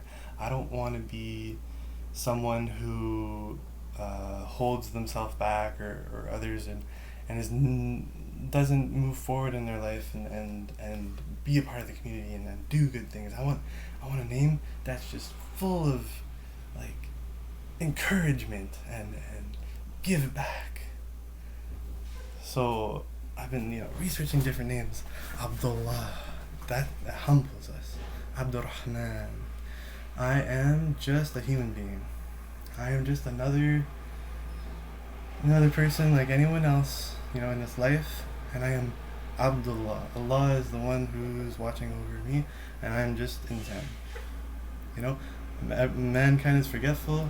We make mistakes. We go. That's how we learn and we grow. It's a nice name. It's a humbling name. And I thought about Muhammad, the one who shows appreciation, the most thankfulness, is kind to others and things like this. It had an M name too, so it was like, instead of McGee, Muhammad, or I was told Abdullah, Abdul Majid, since it sounds similar. And that's one of the names of Allah subhanahu wa ta'ala. Majid means glorious. It's a very uplifting name. But it's also, to me, it was a little like I was afraid of being, at that time, astaghfirullah, instead of fearing Allah, al-Majid, I was fearful of what it might do to my heart. To be glorious, to be like victorious, we're all, I was afraid I would become, the word is arrogant. May Allah subhanahu wa ta'ala protect us from arrogance, protect us from exaggeration, and protect us from hypocrisy. So I didn't choose that name at that time. And then I thought to myself, what's other names I could have? And I researched different names of the Prophet Musa alayhi salam. I loved his story, especially with his tongue, because I had issues speaking and expressing myself. And Musa alayhi salam had this issue too. And he made dua to Allah subhanahu wa ta'ala to remove the knot from his tongue, and to give him and bring him close with someone, his brother. He loved his brother. He grew up with his brother, and I love that story. And his brother helped him to speak better, to express himself better, because his brother was better at that than he was. So I really like that name, because again, it was an M name. It's a Musa, Moses, but it's a prophet's name. It's heavy at the same time. So anyways, I felt a lot of relation with that, because I love my brother, and my brother helps me, like when we talk to each other, and we know each other. There's no one knows you like your sibling does. No one knows you like your sibling. We all know that. our siblings know us better sometimes than even we know ourselves. You know, so they're able to point something out to us that we forgot, or we got lost a little bit, and they're like, "You remember when, you know, you were like this and you said that thing? That actually meant a lot to me." So that's really important. Anyways, I settled on Joseph and Yusuf, because the meaning of Joseph, or Yusuf, is he will add. He will add. It means you give back. You accomplish that, and to be able to add, you need to be able to, like my family is telling me, and all of our family tells us, we need to be able to have some sort of you need to be able to have some sort of credentials. You need to do things, to go to school, to get knowledge, to have accomplishments, get a license, learn, go out and explore the world, and keep doing, keep being, not just try, do. And it's okay to make mistakes. It's okay to learn. That's part of life. It's okay. That's how we grow, through good and through bad, and all the ups and downs. It's how we grow. So, astaghfirullah. When are we gonna read this hadith? Huh? might be asking ourselves. When are you gonna get to the book you said? Okay. Inshallah, I'm gonna get better on the name, inshallah, and may Allah subhanahu wa ta'ala make it easy for me to change it, and for all of us who have mental health issues in our lives, to speak up, to reach out, to be honest, and to do something, make a change for ourselves. If it's not healthy, khalas, like my family and people in my life have told me, if you don't like it, don't complain about it. Just go and get it changed. So it's a journey, right? It's a learning experience, and some people need more time than others, depending on what we go through in our lives. Sometimes we need to get to ourselves to a healthy place before we can even be able to do that and get whatever stuff out of our lives, out of our rooms, not holding us back anymore, not wasting your time, effective time management, and enjoying all those things, right? So inshallah, we'll get better, inshallah. Now, so the first chapter, on the words of Allah the Exalted, we have enjoined man to be kind to his parents. Surah Al-Ankabut, so surah, it's called the spider, which is, the creation of Allah, the different creations. Don't get caught, spiders, spiders are actually pretty interesting animals. They catch all the bad insects, and they keep the houses safe from worse insects you don't want. You know what I mean? So they're actually quite beautiful animals, creation of Allah. And there's parables in these things, and that's the beauty of life. And the words of Allah explaining these things, I can't even begin. I'm not even gonna try. So that's chapter 29, if anyone's wondering, verse number 8 again. Alright, so the chain narrations which we went over, Abu al-Walid narrated to us and said, Shu'aib narrated to us and said, Al-Walid bin al-Azir related to me, I heard Abu Amr al-Shaybani, Abu means father, Amr al-Shaybani say, the owner of this house, and he pointed, to someone's house.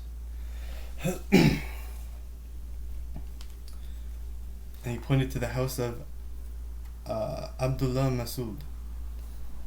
Abdullah ibn Masud said, so the owner of this house, Abdullah ibn Masud, said, I asked the Prophet, peace and blessings be upon him, sallallahu alayhi wasallam, which action Allah, the mighty and exalted, loves best. He, Sallallahu said, prayer at its proper time. Salah at its proper time. So there's a time and a place for everything. There's a time to go out and get things done in our lives. There's a time to pray. There's we gotta nurture our spirits, our hearts, our bodies. There's a time to go out and exercise. There's a time to eat. Be kind to ourselves. There's a time to call our families. So, what does Allah love most? Al-Mulk, the dominion, the test of life and death. The Prophet ﷺ asked, what does Allah love best? He said, prayer at its proper time, supplication, knowing that we're not fully in control. You know, Allah knows everything, and we don't know. We're just people. Allah is al-Basir. Allah sees everything, and we only see what we see and what we experience, and what other people share with us, and what we all share together about learning, education. So we can't learn everything. We're just, we're human beings. It's okay. It's humble. So prayer at its proper time. We ask Allah, because Allah is the one who has the power. I don't have power. I only have control of what I choose to do. Allah is the one who will give, and whatever happens, it's not in my control. So when we move forward in life, we do so in a healthy way, and we see what happens, and you'll see the blessings come when we start being good, start doing, do, having, instead of have, do, being, like we all know, subhanAllah, Alhamdulillah. So, Abu Amr, the father of Amr al-Shaybani, said, the owner of this house, and he pointed to the house of Abdullah ibn Masud, and he said, asked the Prophet ﷺ, which action Allah the Almighty and Exalted love best? And he said, Rasulullah ﷺ said, prayer at its proper time. I asked, and after that, he said, then dutifulness to one's parents. Then dutifulness to one's parents. I asked, and after that, he said, then jihad in the way of Allah. Now, be careful here. When Allah SWT is saying jihad, or even Rasulullah is mentioning jihad here, jihad, the word itself, literally, just like Islam, the word itself means peace. Okay? The way of life, the deen al-Islam, means way of life. Way of life that we're talking about. Going out, experiencing life, being good with our parents, being good with ourselves, okay, taking care of ourselves first, make sure we have water, make sure we take care of ourselves. Astaghfirullah.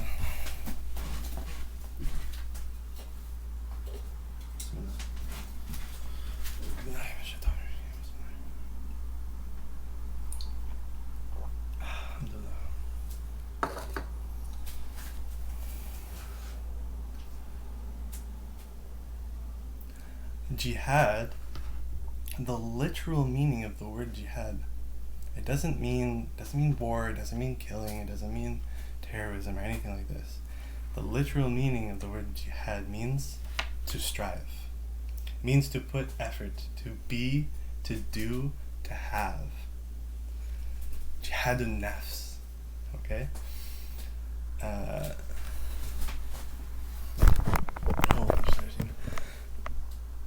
It means jihad means to strive, to put effort, okay? And to do that in the best way possible. MashaAllah, she's just resting. Is she her jihad right now?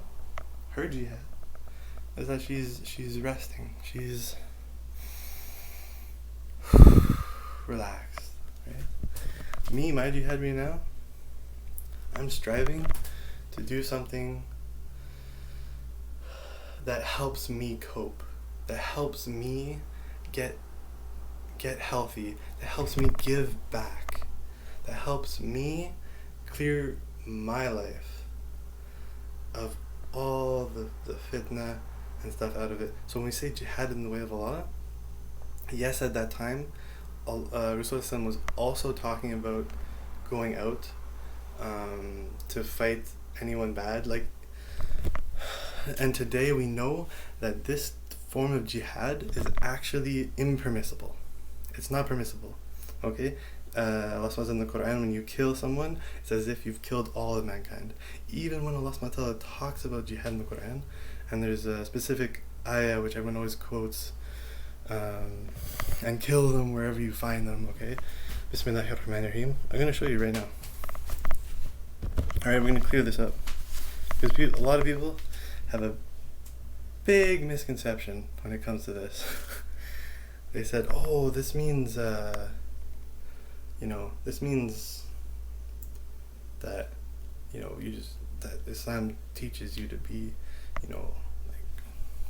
aggressive and forceful, and you have to do this, and no, that's not real life. Islam is perfect, okay? We have to realize that we cannot judge another person, and we cannot judge anything. This book can't judge this book, okay? Just based on the cover and what someone, even me, says about it, okay? What anyone, because we're all people, we're all just human beings, okay? No one's perfect. Even if they claim to, if I claim that I love nutrition and I love health, that doesn't mean that I'm the most healthy person, the most nutritious person in the world, okay? And we have to realize that may Allah subhanahu wa ta'ala protect us from arrogance, protect us from exaggeration, and from hypocrisy. And make us of those who just express themselves healthy ways, are kind to others, kind with themselves, everything. Okay, so when someone says that they're Muslim, or they're Christian, or they're Buddhist, or whatever, their actions, we should be very careful what we choose. We have to remember that we can't associate the truth or a book or whatever's in it just based on what one person or a group of people, different accounts show. Yes, they can give examples, but there could be someone who claims to be a righteous, good person, but they're a hypocrite, and they don't do any of that stuff, right? Allah knows, may Allah subhanahu wa ta'ala forgive me, the way I acted when I was a kid, when I was growing up with my family. May Allah subhanahu wa ta'ala forgive me, really, and bring us all together in healthier ways, inshallah. And my family knows. They know, and I know, and we're getting healthy, inshallah. May Allah subhanahu wa ta'ala give us all hidayah, all guidance, bring us to whatever's best for everybody, you know what I'm saying? So inshallah khair.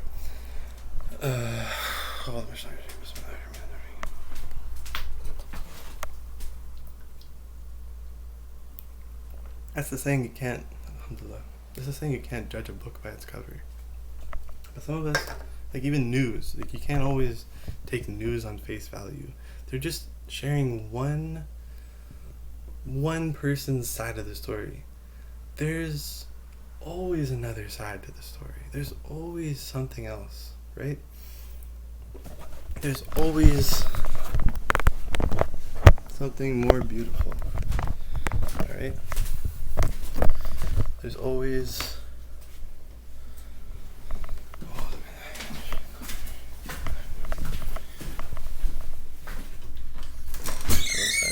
One moment. Careful with our shoes.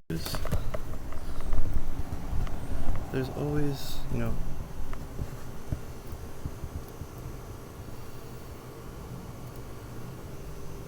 we're cleaning the house, like I said.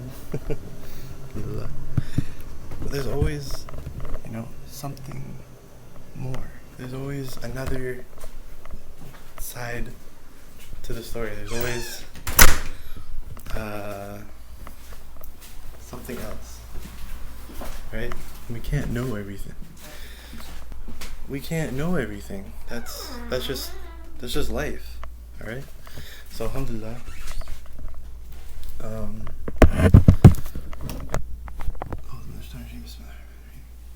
I'm trying to finish this up because this is like a 2-hour long video, life journal, venting out some things to help me cope, alhamdulillah. And Insha Allah, some of it benefits someone else, and we all get healthier. Everyone moves forward in their own ways, their own spiritual journey throughout life, and just living. So, alhamdulillah.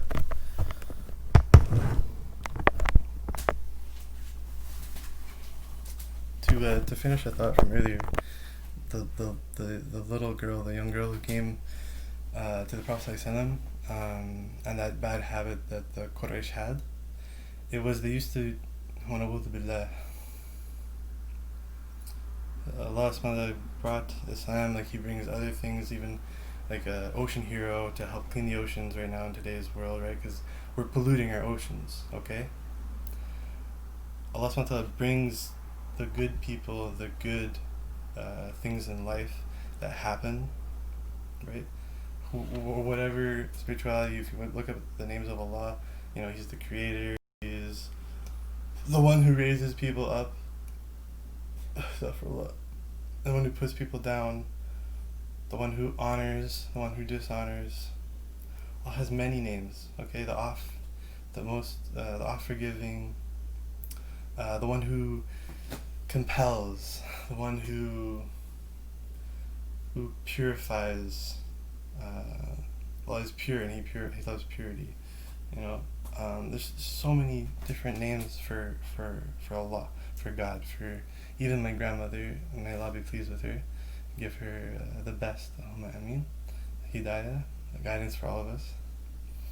She said her beautiful belief in God is that, it's the heart, it's spirituality, it's like those beautiful moments I'm talking about, and it's even hard to relate in words, she says to me, and that's so true, subhanAllah.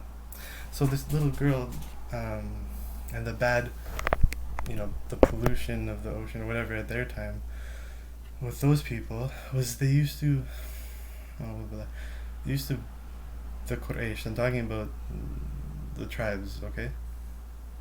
Not the best of them, because there's good people and there's bad people everywhere. So the worst of them, not all of them used to follow this, but the worst of them used to follow this, and some people who weren't even bad, but they were peer pressured by society, like how some people don't want to smoke, don't want to drink, don't want to do all these things, and then it was just a product of the environment I lived in and the people I spent time with, and yeah, I do it, but it's just, everybody does it, so it's okay.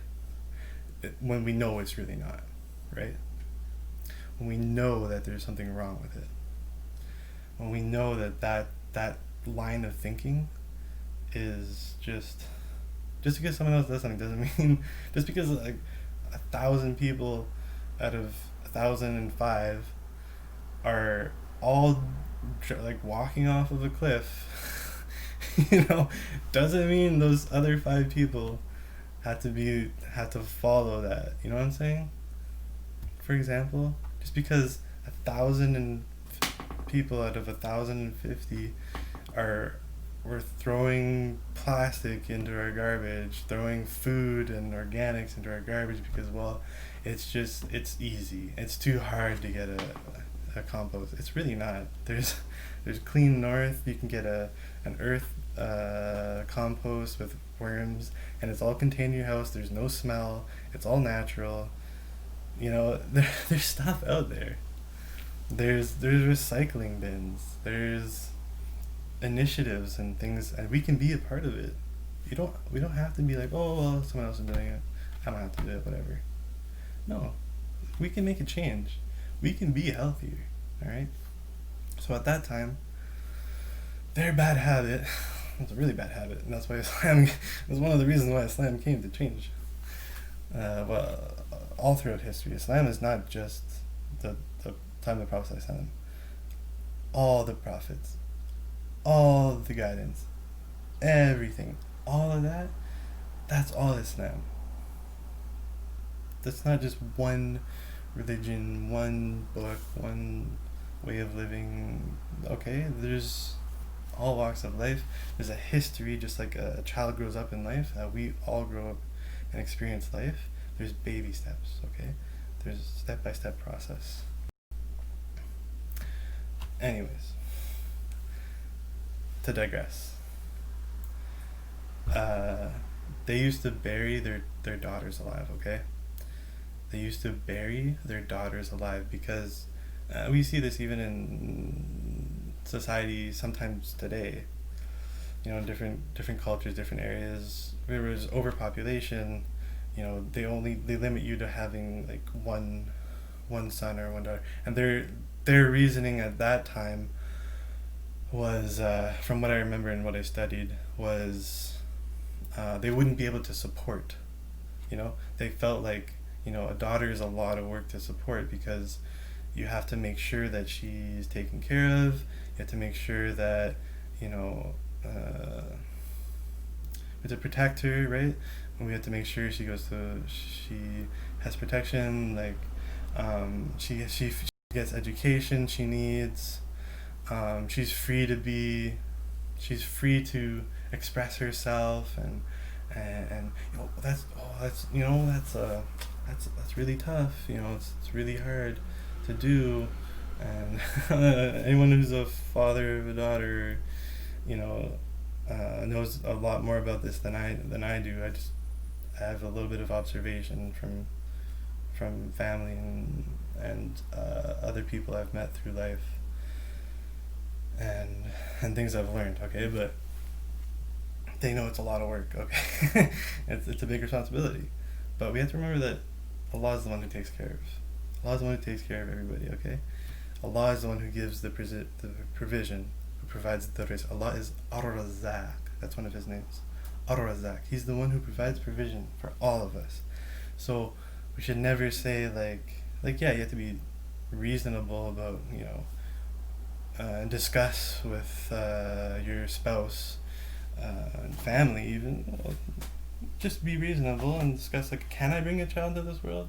Do we have the means and everything? Are we doing our due diligence? But at the end of the day, Allah is the one who gives us that provision. So like we said, when a new life comes, we make a change. We get healthier. We start doing better things, taking better care of ourselves, getting to a healthier space, right? Getting out soon, Insha Allah, and having that having, okay? And so at that time, they would bury their daughters because they weren't afraid of Allah. They were afraid of themselves and not being able to provide. But Allah is the one who provides. Allah, the dominion, the life, the world, everything comes, okay? And we get rewarded.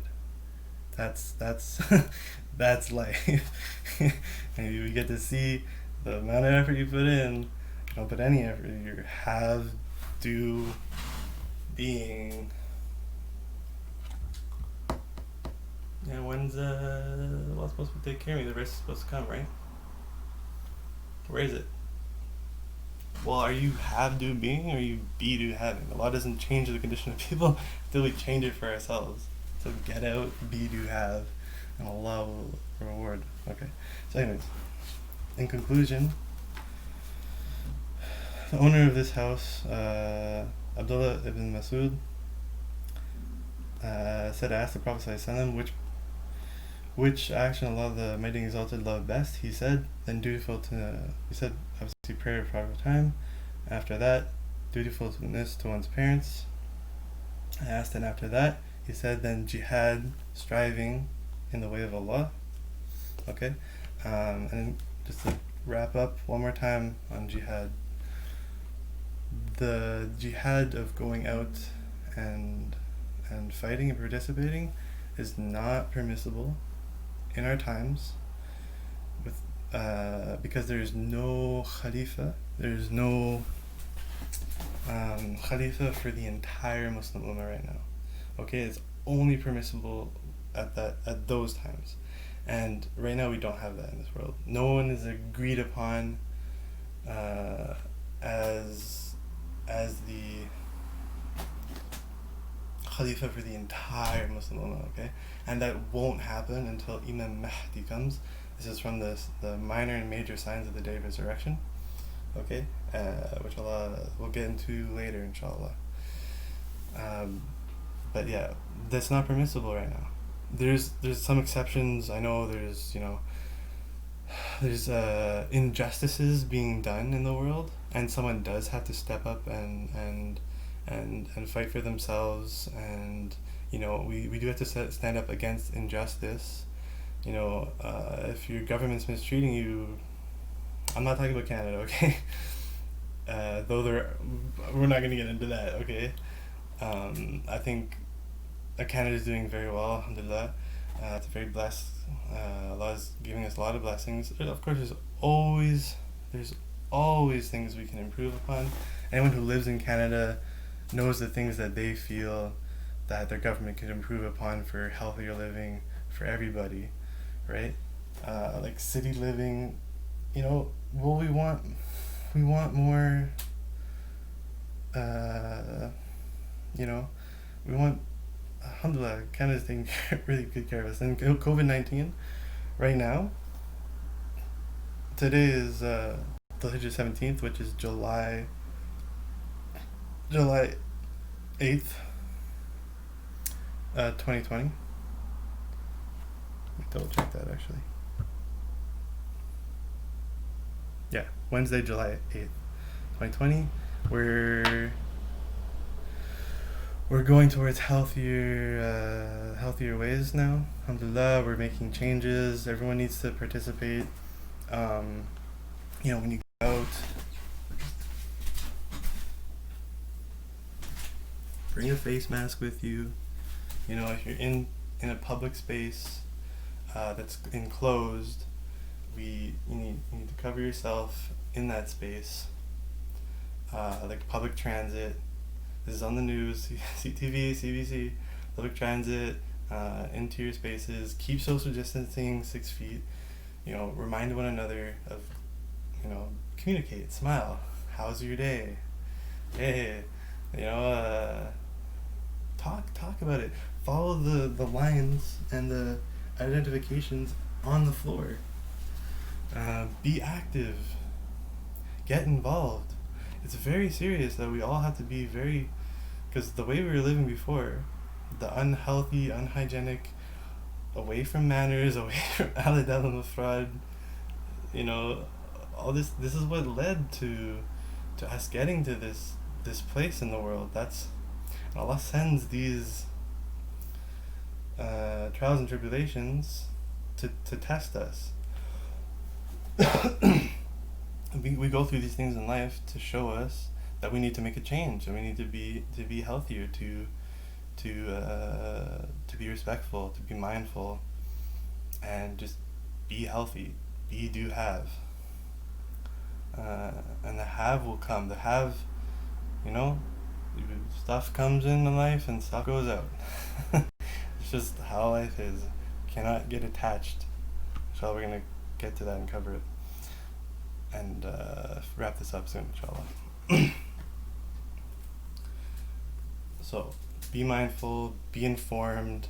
In one of my other, which we'll link to later, inshallah, one of my other posts, I shared some links, some helpful links to COVID-19 information, apps you can have, health resources. There's Healthcare Connect if you're in Canada, Ontario.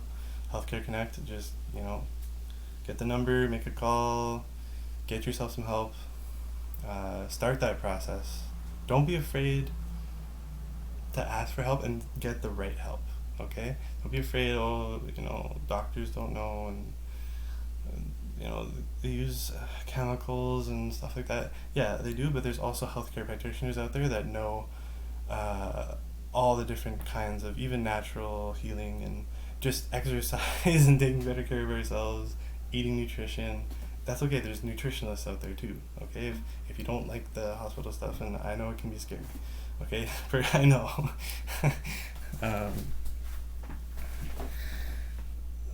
So just start. Just get out and start doing that good stuff, right? And it'll get better, all right?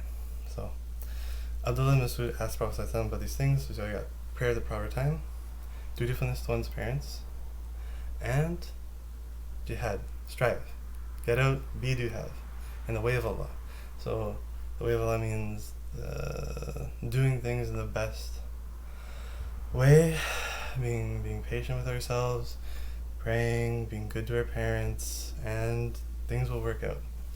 And then he said, Abdullah ibn Masud said, at the conclusion of the first hadith, the first chapter, he said, he told me about these things: prayer at its proper time, dutifulness to one's parents, and jihad in the way of Allah. So Rasulullah explained them to Abdullah ibn Masud. He said, he told me about these things. If I had asked him to tell me more, he would have told me more. And that record of what the Rasulullah said is likely out there in other hadith, because I know there's a lot of hadith where Rasulullah covers all these things, and Allah subhanahu wa ta'ala covers all these things in the Qur'an as well. It's just a matter of us finding some time in our life, making some time, some spiritual moments, like those the beautiful time of day, when it's beautiful outside and it's calm, and the day hasn't started yet, there's no work scheduled yet, you don't have to worry about this or that. Just take some time for yourself, and just not have to be the Quran or anything. Just ask for guidance, go out, seek, research, whatever your heart at that time whatever time in your life is seeking, and the guidance will come or eventually. But just keep going for the pure source. Just like instead of city water, we want natural, clean flowing spring water that comes down from a mountain through the under, and it gets purified naturally, and it comes out on the ground, and it's clean and it's clear and it's refreshing. And if anyone's who ever had well water or natural spring water, they know exactly what I'm talking about. There's nothing like it. There's nothing like it. It's night and day. It's night and day. Okay? Hadith number 2 in the same chapter. So I can actually show you. Bismillah. I think you can actually read it. Bismillah.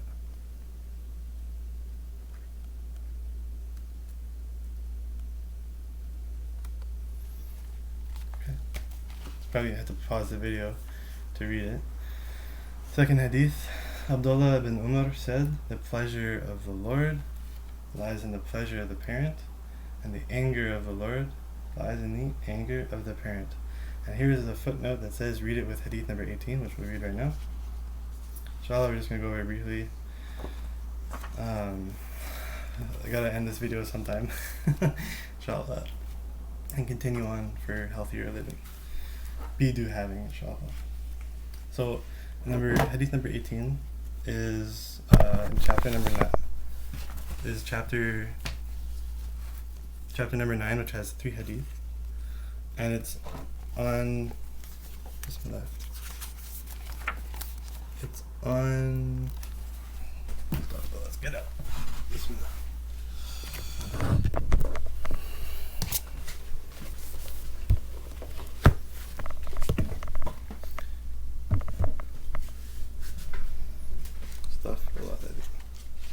Chapter number 9 is on being dutiful to parents, as long as that does not entail disobedience to Allah subhanahu wa ta'ala. So, let's see here. Astaghfirullah.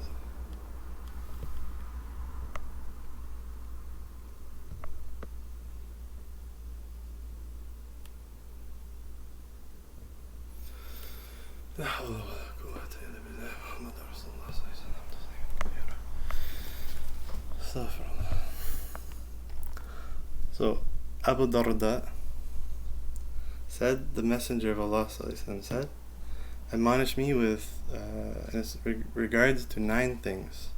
So, the hadith before was Ibn Umar al-Khattab.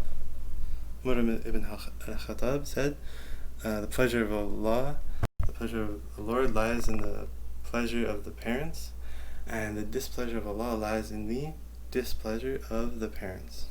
So, inshallah, I'm not displeasing my parents with this for going on for too long. Inshallah, we get here. The other videos will show, inshallah.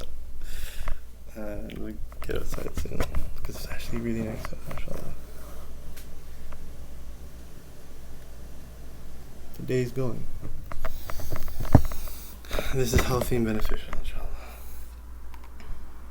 So Abu Darda said, the Messenger of Allah sallallahu alayhi wa alihi wasallam said, peace and blessings be upon him and his family. Sallallahu alayhi, peace and blessings of Allah be upon him and his family, and all those who love Rasulullah sallallahu alayhi wa sallam.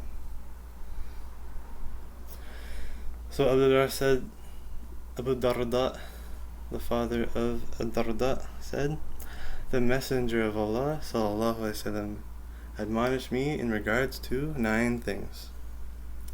Do not associate anything with Allah, even if you are cut or burnt to pieces. Cut to pieces or burnt.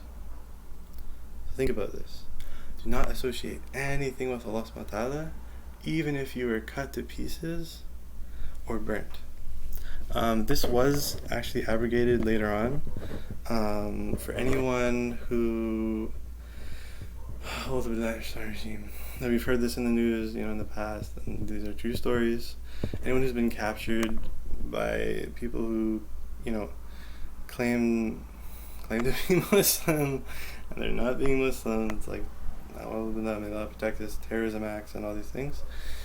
May Allah guide us all and keep us safe from these, trials and tribulations. But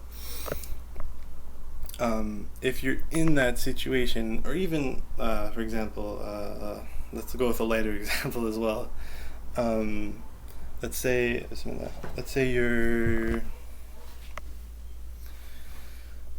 in the playground, all right, and these kids come up to you and they start bullying you, and you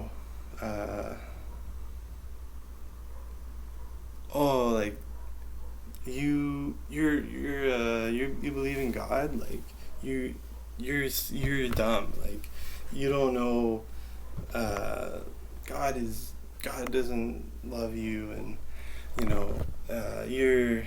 your family this and my family that, and they're talking about they're just angry kids. they're going through something tough in their life, and they feel it's right to bully someone else when it's not. But that's how they're venting, okay? That's what they're going through in their life. May Allah subhanahu wa ta'ala protect us from bullies. And may Allah subhanahu wa ta'ala open the bully's mind and maybe, give them guidance and help them out of whatever situation they're in that's making them be this negative person, okay? In that situation, it's obviously best to be like, La, Allah does exist. And remind them in a nice way, kind of like what I just said, that no, I know that Allah takes care of me.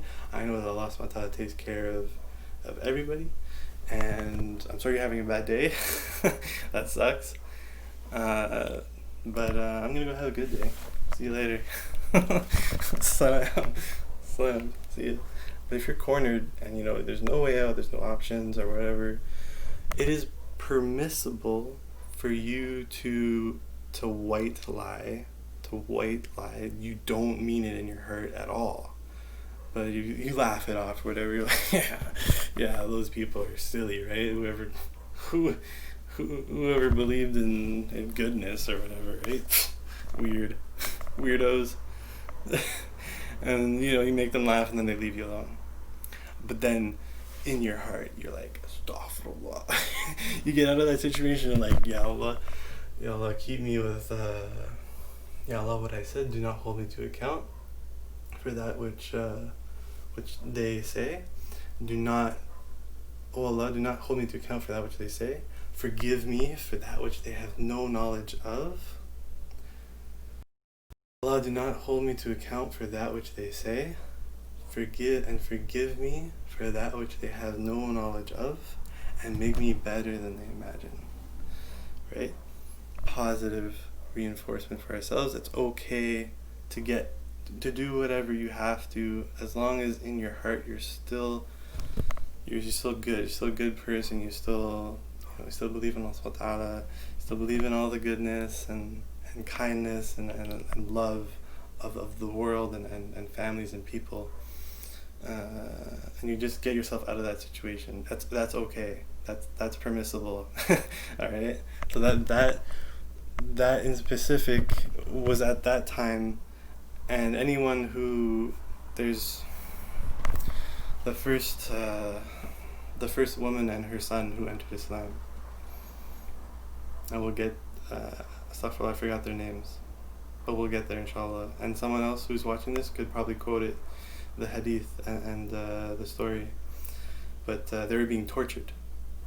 They were being tortured by the bad people at that time, the Quraysh, who didn't want the truth or goodness or the abolishment of slavery or the saving of daughters and all this stuff. They didn't want that because whatever insecurities they had and attachments to idols and all the money they would get because they were corrupt from the pilgrims who came to offer alms, charity at the Kaaba, where they had placed idols and we worship this little thing and that little thing and this television and this media thing and this statue of whatever that and they'll solve your problems. No. Anyone who's logical knows that those things don't solve our problems. What solves our problems is being good. The 5 pillars of Islam, 5 pillars of faith. One is shahada, we believe. We have faith, we do good, we be, right? We're being healthy. We don't let any of those negative things affect us. We keep ourselves clean and truthful, both to ourselves and to those around us, and just keep seeking the truth. Keep going out, whatever it takes, with being, patient and just kind, and eventually you'll find the truth. you'll get that answer. It takes time to learn things, to discover, that's the beauty of life, okay? So shahada, la ilaha illallah. There's no deity worthy of worship except for Allah. All His names, all the beautiful things, okay? The dominion, al-mulk, we're talking about.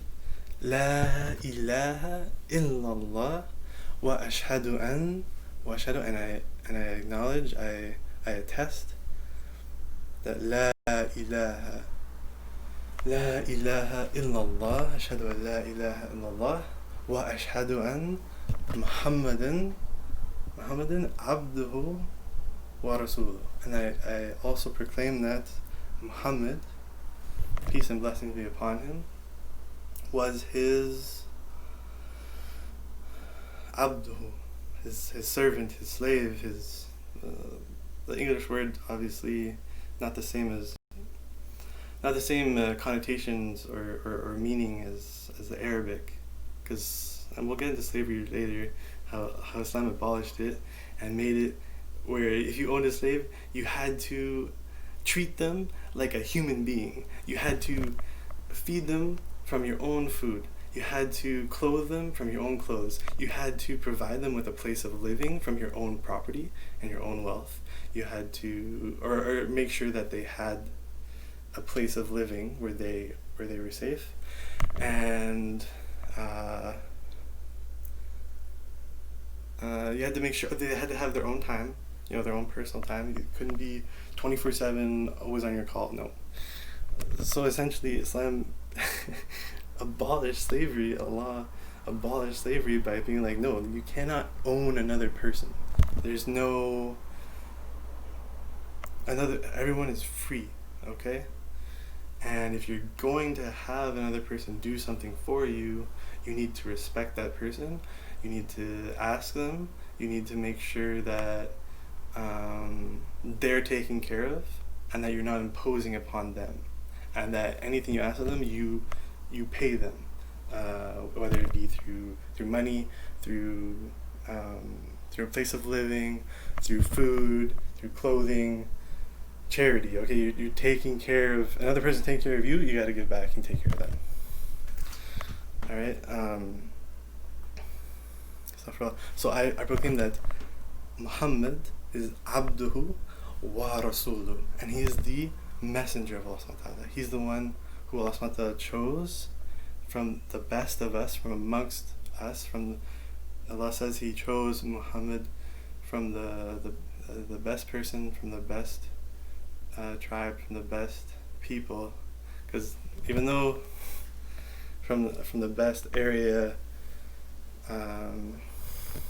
to show all of us, for all of us to have an example for all of us throughout history, and everything that we can relate to, that we can learn about and research and be like, okay, that actually makes sense. I understand why Rasulullah sallallahu alaihi wasallam was chosen as Allah's messenger. I understand. I can relate to having good people in my life that are positive reinforcements, and that in history there's really good people who the science and math and all these things. Bismillah, الرحمن الرحيم.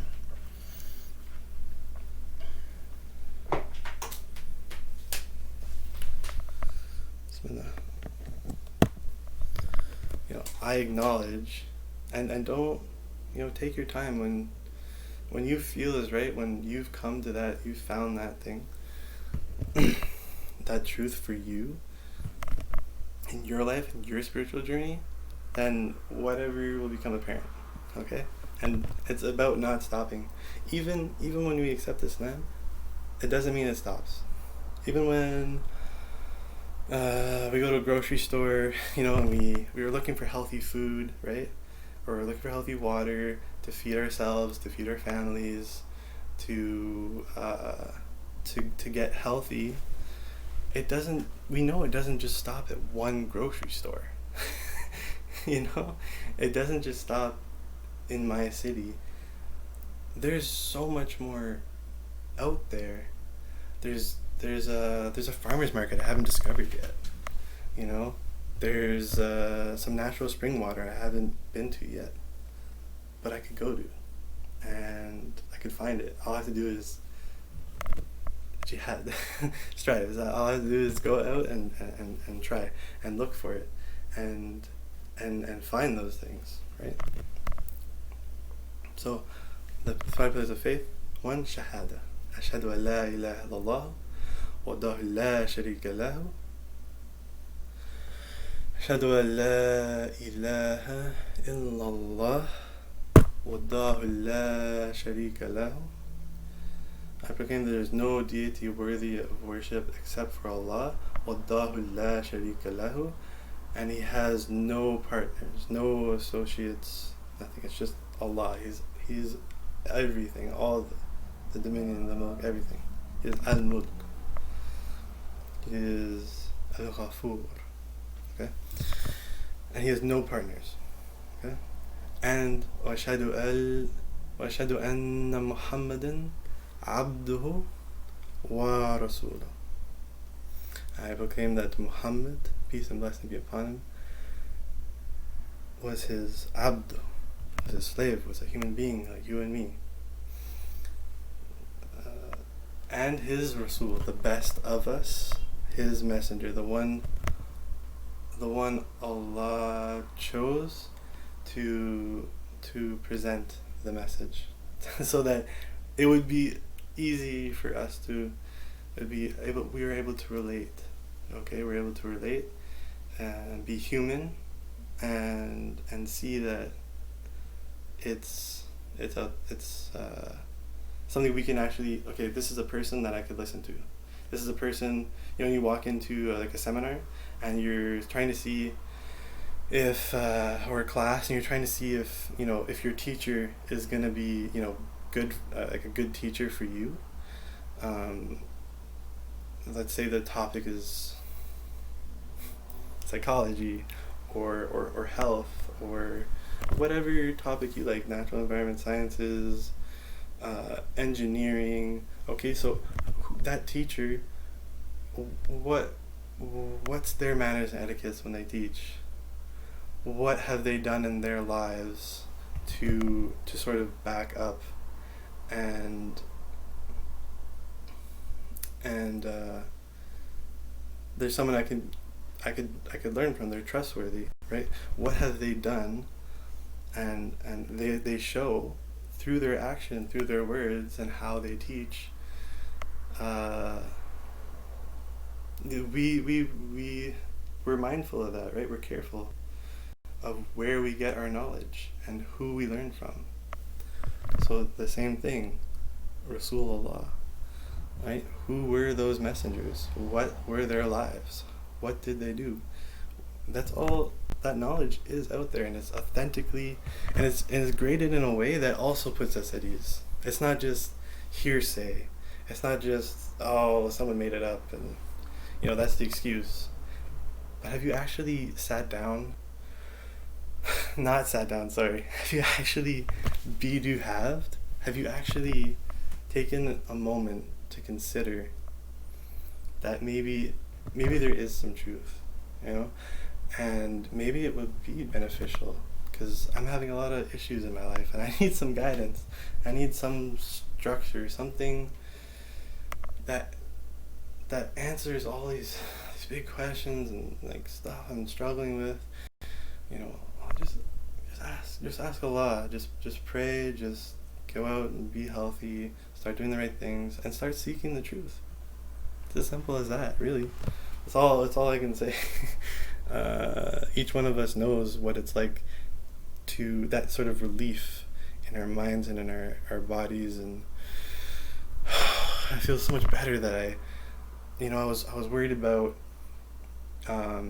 should I put this, this glass bottle, should I just throw it in the garbage? Should I just throw it if I'm out on a walk? I could just, it's glass, you know, it's made of sand, so I could just throw it into the water and, you know, it'll eventually go back to the earth, right?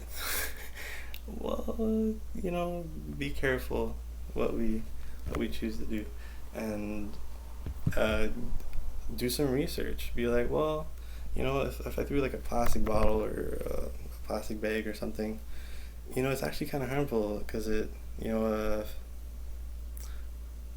those things where like soda pops, fish get stuck in them and then they choke and they die. And if I had thrown that out, I would have been the cause of that. I would have, and I would have been given an example to other people that it's okay, but it's not. Like those people walking off the cliff, remember? It's not okay. All right, we have to make a stop. My counselor said there's a method here that they teach. They teach, which is stop, the stop method. S is for stop. Something's wrong. That's not right. T is for take a step back. O is for observe. Observe what am I doing, you know? And then P is for progress forward. Make a change. Maybe not that change. I dropped something. I was gonna break apart this mouse like I was saying. Could I remove the light maybe and I could still use it because it wouldn't bother me? Allah. So stop method is to, if we see something wrong or we notice something wrong with ourselves, stop.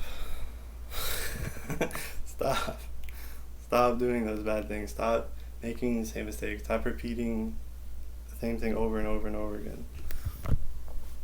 Inshallah, we all get better and healthier. And it's a process to learn, okay? And we have to be easy with ourselves too. Be easy with ourselves, but also we have to push ourselves and to strive. And even my grandfather said, may Allah be pleased with him and give us all guidance, and really I love him for the sake of Allah, for the lessons he teaches me. Sometimes he said to me the other day, sometimes you just gotta, you know, he said, I'm really glad to hear you're doing well, you're getting healthier, you're going, just keep going and force yourself if you have to. And sometimes we have to do that. Sometimes we have to force ourselves. So like when we get up in the morning and we take a sip of some water.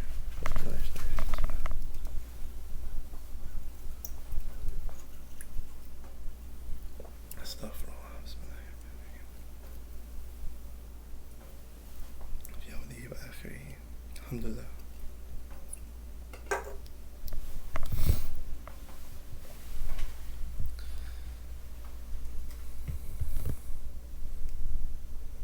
Gotta force ourselves to do the right thing and be healthy. Alhamdulillah. Type. On that note, Alhamdulillah, I think this is good for today. Insha Allah, we'll just finish the hadith really quickly. Inshallah, right now we're gonna wrap this up.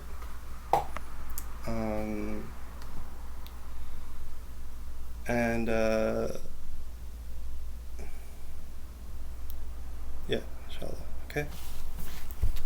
Gotta force ourselves sometimes to get out and be healthy. Like in the morning, instead of going back to sleep, like I was saying. Just go out. Just go for a run. Just go get out into nature. And really, I'm saying this, you know, I'm sure some of us have done this before. If you haven't, try it because it's amazing. I'm speaking from experience. There's nothing like it. Your day will be completely different. You just go out and you do it for you. You don't do it for anyone else. You find a healthy place nearby, some place you might have, maybe you grew up there and you just want to go for a hike there. You want to go for a journey even. You want to go for travel. Start making those plans. Start making making a date, setting a date, even though you don't have anything right now for it. You're like, oh, I'm just living paycheck to paycheck. I can't afford that. Well, set a date 6 months from now, whatever, 3 months from now, and make a goal, and then start working towards it, because now you have something healthy to work towards. Now you have something that motivates, now we have something to motivate us to go and do that thing, right? It's about being intelligent with ourselves, and knowing how to motivate ourselves and get healthy. Okay, so we're just gonna finish this hadith and the one more on well-being, and then we're done for today, Insha Allah.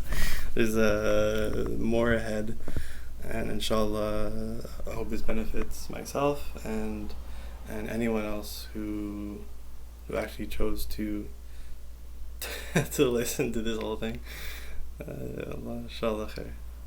And maybe I'll edit it later. Who knows? Or maybe Allah will send me someone to help me edit it. Inshallah. So Abu Darda said, the Messenger of Allah sallallahu alaihi wasallam said, admonished me in regarding to 3 things, or 9. Abu Darda said, the Messenger of Allah sallallahu alaihi wasallam admonished me regarding to 9 things. The first one we remember.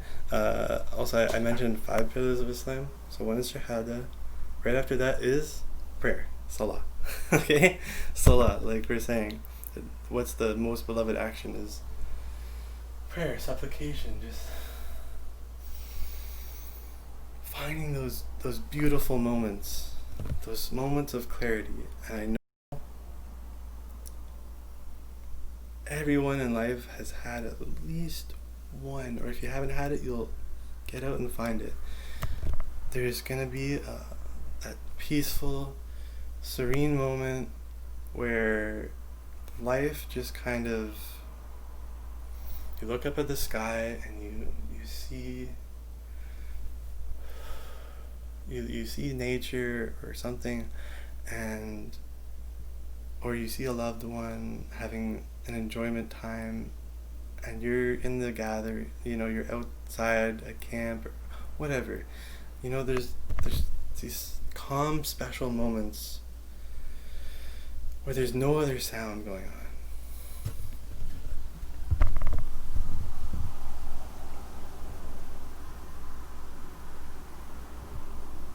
There's no cars.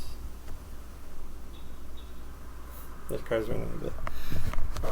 There's just the rustling of the leaves, the wind through the leaves or whatever. And that's the time where sometimes we might make a prayer like, I want a serene moment, and I want some guidance. I want to capture that and continue on and feel that special relief feeling. It's called iman.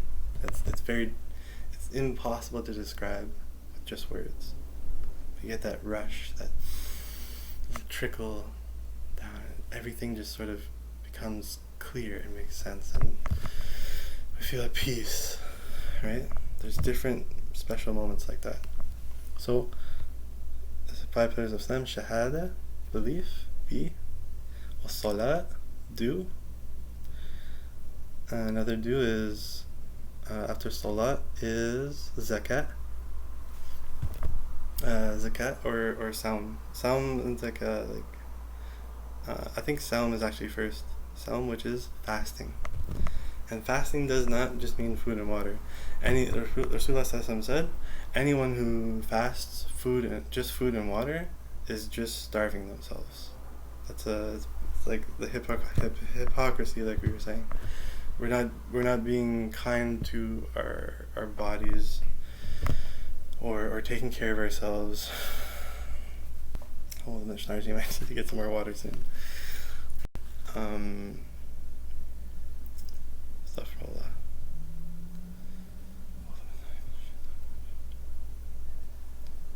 So charity means we have to be kind to ourselves. So yeah, shahada, salat. So do salah, which is also being a little bit. And then make prayers. Keep making prayers. Allah, it doesn't matter how much you make prayers. It just feels good. Just leave it to Allah, and Allah will take care of it. And you might have to ask, 50 times. You might have to ask over a period of 15 years. But then we get healthier, we make a change, and then Allah answers it. Or He might answer it right away. Or He might answer it in a week. Or, these different things happen or come to us in our lives when we need them most. When we expect them least, and when we need them the most. Alhamdulillah. Those beautiful moments, those family and reconnection and getting healthy, and those things come when we be, do, and have. The having, it comes. It's being and doing. Have is what Allah gives us. Whatever comes. Okay, so shahada, salat, saum, fasting. Fasting is important because if we're just consuming and eating and running through life and not taking care of ourselves, and this is all negative things. The fasting means we're careful of what we keep in our space, right? We gotta clean some stuff we really just don't need. It's not helpful in our lives. There's, this should all be cleaned. That's what I was doing before I started making this video. I was cleaning. I was getting stuff sorted, in the process. We're in the process, Alhamdulillah, and that's okay. Step by step. You can't get everything done in one day. That's what my family said to me. You just gotta make progress. As long as you make progress on that thing, and it's a healthy progress, and it's not just sitting there, then that's good. That's been a good day, You gotta take as much as you can. And then you gotta also be able to rest and be like, okay, that's what my energy was for today, and that's what I got done. Alhamdulillah. Now there's another day, another chance, and we gotta take care of ourselves as well. Have some good rest, some good nutrition, get some water, take care of our bodies, exercise, give back to the community. There's the basic human needs, and there's like 7 or 9 basic human needs. Inshallah, we'll cover that again later. Nurturing everything, right? Okay. So, shahada, B,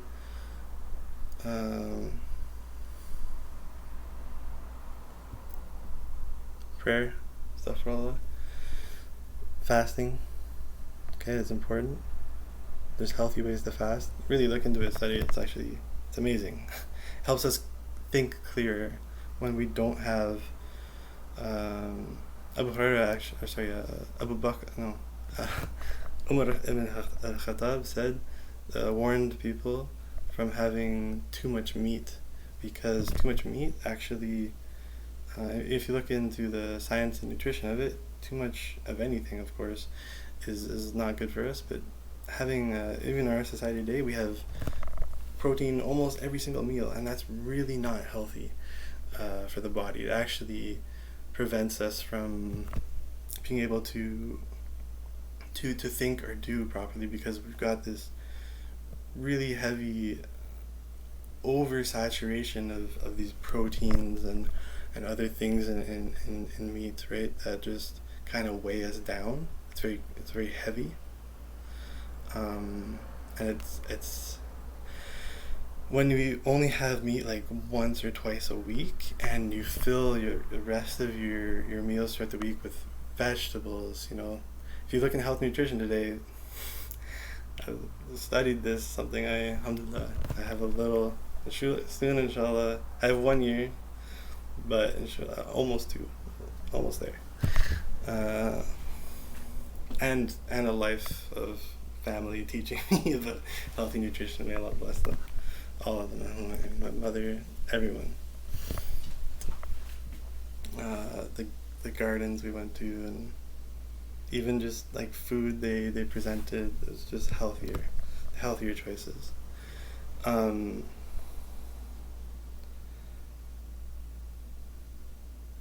That's important. That helps us to get through our day if we start it with nutrition, which I have to go take care of soon, inshallah. So we can actually think clear. Like I had meat yesterday, but before that I had about like 3 or 4 days with no meat, or very little to no meat, and it was just fruits and veggies, and I felt a lot better. Like I was getting out, I was exercising, I could think clearer, I was outdoors, and I was just be doing, and having just started getting a lot healthier. I was getting rid of stuff, and I'm getting rid of stuff, and it feels a lot lighter, okay? And we know that from nutrition that we need X amount of vegetables and fruits, and people are like, oh, it's so hard to get that. It's really not as hard as we make it seem, okay? There's healthy ways to go. Anyways, I'm rambling now. I need to get healthy. I need to keep going on my day. So we are actually going to end the video here, inshallah. Yeah, I'll just astaghfirullah. Finish the 5 pillars and finish this hadith, and we're done. So we got shahada, prayer, fasting, good fasting, healthy fasting. Make sure we don't fast too much, or you only fast food and drink. You don't fast how we manage effective time management, right? What's healthy throughout our day? What can we get done? And be easy on ourselves. So fasting, like, don't get lost and overindulging in whatever, whether it's too much video games, whether it's too much work. Even sometimes we get lost in work, we lose sight of our lives. Everyone knows it can get heavy, right? Or whatever. So we got effective time management, fasting, and then what we choose to put into our bodies, or even what we choose to look at, to listen to talk about, and the company we keep, as we were saying. And then the 4th thing is zakat, charity. This is one of the basic human needs, to give back, without expecting anything in return, because Allah is the one who gives reward for charity. When we give charity, we'll touch more on that later, inshallah, but anyone who's given charity and has done it without expecting anything in return, just to put out that good energy into the world, and be happy, and give back, and with free of anything, free of any attachment, except that they're just doing it for the sake of Allah, for the sake of all good, right? Paying forward. That's true charity, right? So that's the 4th pillar. The 5th pillar is Hajj, pilgrimage, to go out, to travel, to find that true source. When we travel, we know, everyone who's been on a trip knows that it's just so freeing, and we get to sort of purify ourselves and realize some things health-wise, and we get to see the different areas and how they look, and it really opens our minds and ourselves and our spirits and our hearts, and it's healthy to move, to explore, to travel. It's very healthy, and Hajj is the source, right? It's something we can all learn about. That's for everybody, okay? It's for everybody. Everybody has the potential and the ability and the way to get healthy and do these things right.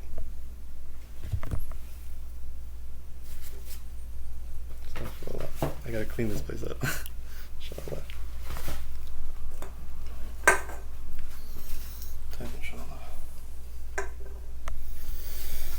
Alright, so we're just gonna finish this, inshallah, and those are the 5 pillars of Islam.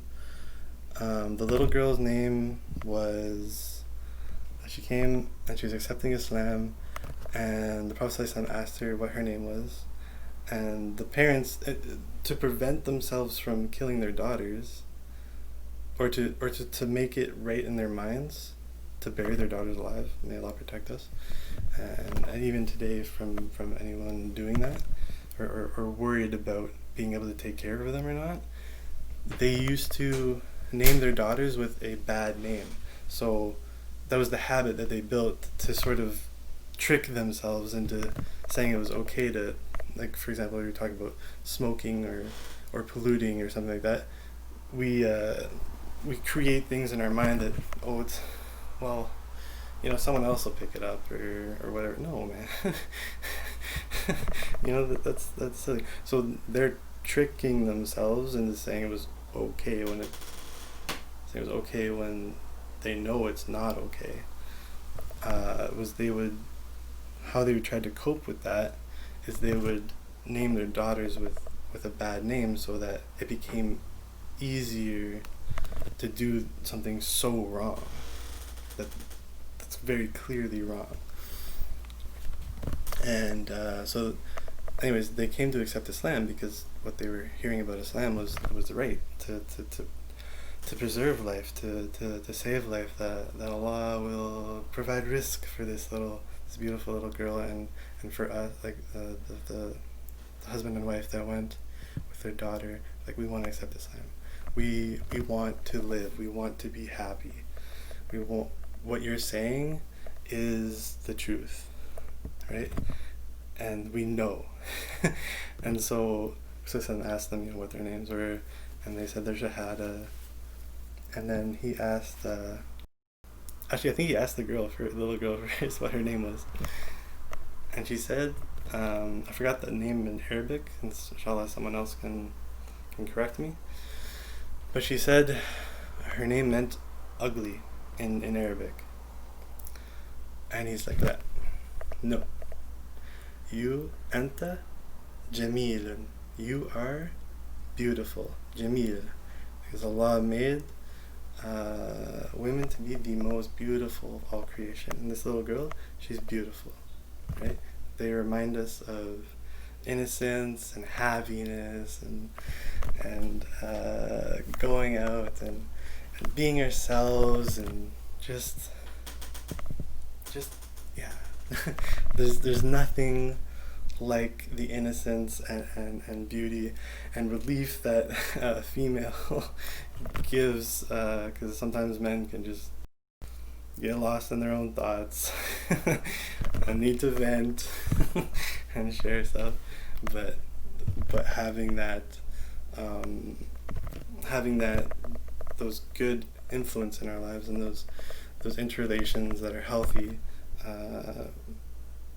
and respectful to one another, that's what's healthy. That's what Allah subhanahu wa ta'ala wants for us. So that's what we all want, just to be good with one another and happy and healthy.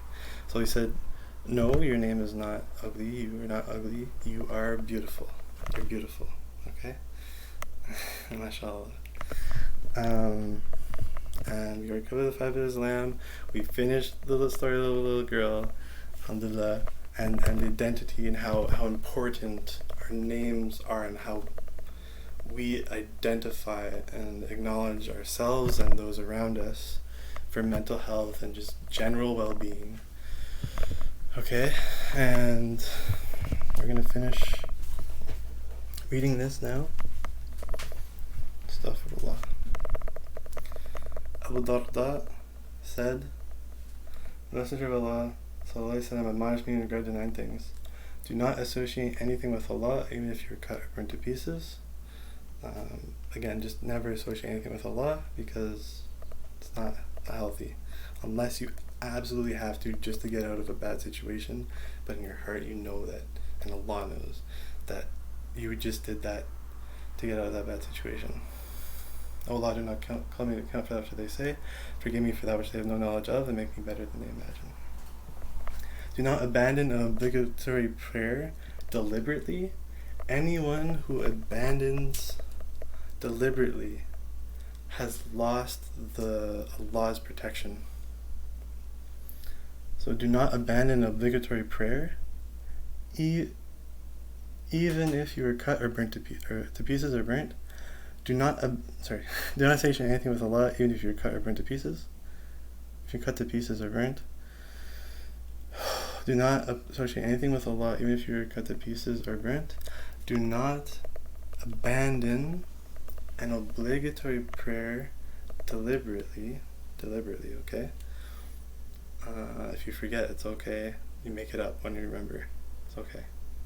But do not abandon an obligatory prayer deliberately. Anyone who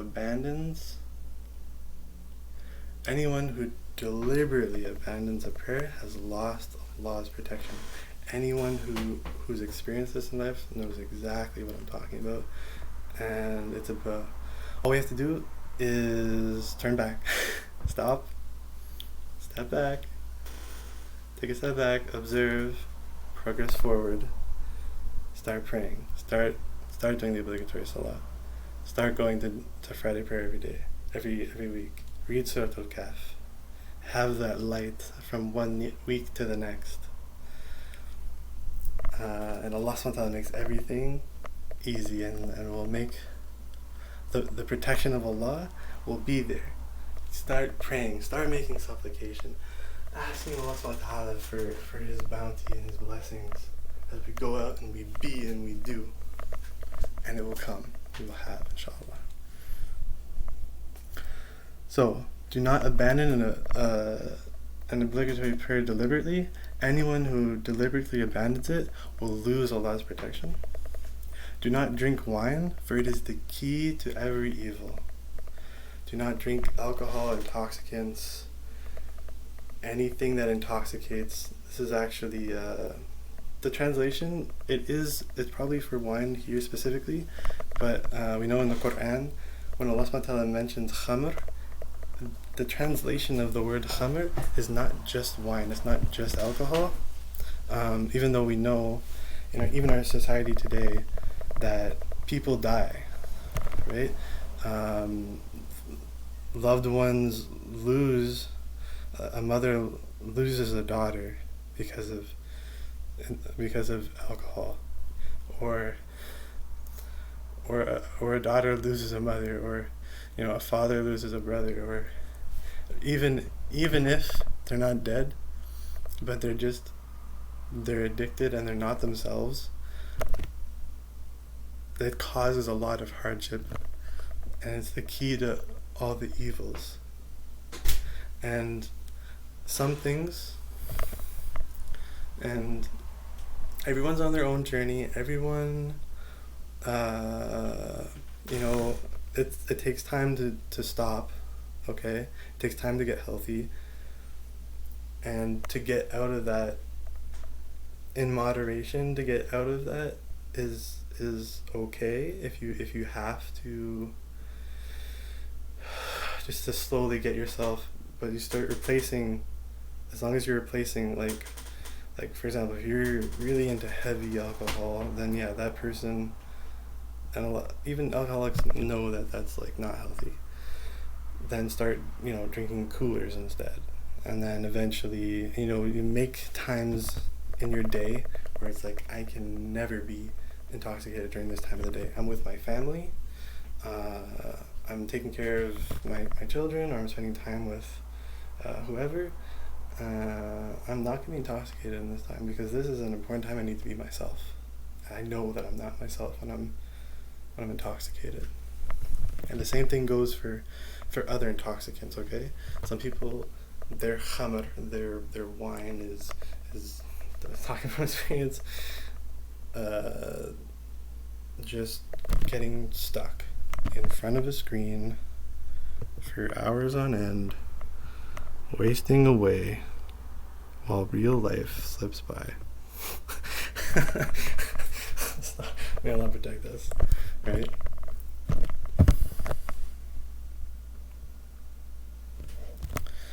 What was that? So, do not drink wine, for it is the key to every evil.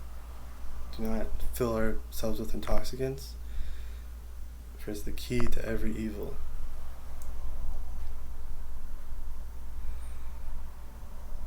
Obey your parents, even if they command you to abandon your worldly possessions and leave it for their sake. Obey your parents. This is the fourth thing we're supposed to have admonished Abdullah and all of us for us to know. Do not drink wine, for it's the key to every evil. Do not associate anything with Allah, even if you're cut to pieces or burnt. Do not abandon an obligatory prayer deliberately. Anyone who deliberately abandons it has lost will lose Allah's protection. Okay? All you do is start going back and start doing good. Do not drink wine, for it is the key to every evil. Obey your parents, even if they command you to leave all your worldly possessions, all the things, then leave it for their sake. And you'll see the benefits, Insha Allah. Maybe you see the benefits. Ya Allah, Alhamdulillah, make it easy for us. Allahumma ameen. Do not contend with those in power, even if you think you are more capable. We see this. I don't even have to explain this one. When we're at a job, when we're going to someone else's property or someone else's house to help them, they're the ones in power. And we contend with them in power, even if we think we're more right or more capable. That's the worst manners. And that all that does is breed like a horrible situation. Okay? Do not contend with those in power, even if you know that you're right. It doesn't mean become a that you can't do anything, that you have to, trap yourself in your own room and not go out, and because you feel like anywhere you are you can't be yourself, or you can't do the right things that you know that you're more capable of able to do. No, it just means that when you're in, do not contend with those in power, even if you believe you're more capable. So a situation where you're in the moment and you're doing a job and you're cleaning a place and they tell you, pick this up, sweep that, and get it out. Just do it. Just do it. And if you feel like you can do it in a better way than they're describing, just do it. And if you can make a little adjustment, every time you do it and you get better and better, they'll see that and they'll be like, wow, like you actually did a good job. Did you do something different? Or wow, like this person they didn't contend with me and they did an amazing job. I didn't have to explain it further. And if you have a question, you can ask. It's okay. Just don't contend with them in power, okay? And even if you think you're more capable. Astaghfirullah. Do not run away from the army when it advances, even if you were killed and your companions run away. So again, this is talking about the time where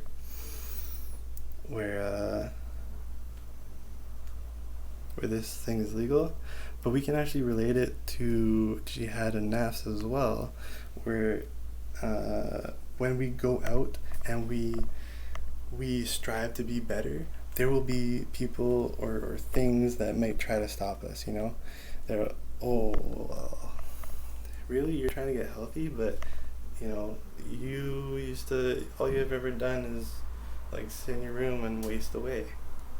There's some negative people out there that are like, hey, why don't you just, are you really going to go out? Like, I thought we were going to play today. I thought we were going to, do this next level together. Or, didn't you say that? Like, don't even think about them. Don't even worry about them. They're doing their own thing. We're going to do our own thing. We're going to go and we're going to be healthy. And there might be people you meet along the way that might try to distract you, whatever. No. Do not run away from anything when it advances on you. Even if you were killed and your parents were not killed, this is more specific to like actual fighting, but it means like don't run away, because obviously you're gonna lose, right? If we don't face our problems, if we don't force ourselves to do the right thing, which we know, and we adapt, we like water going through a stream, okay?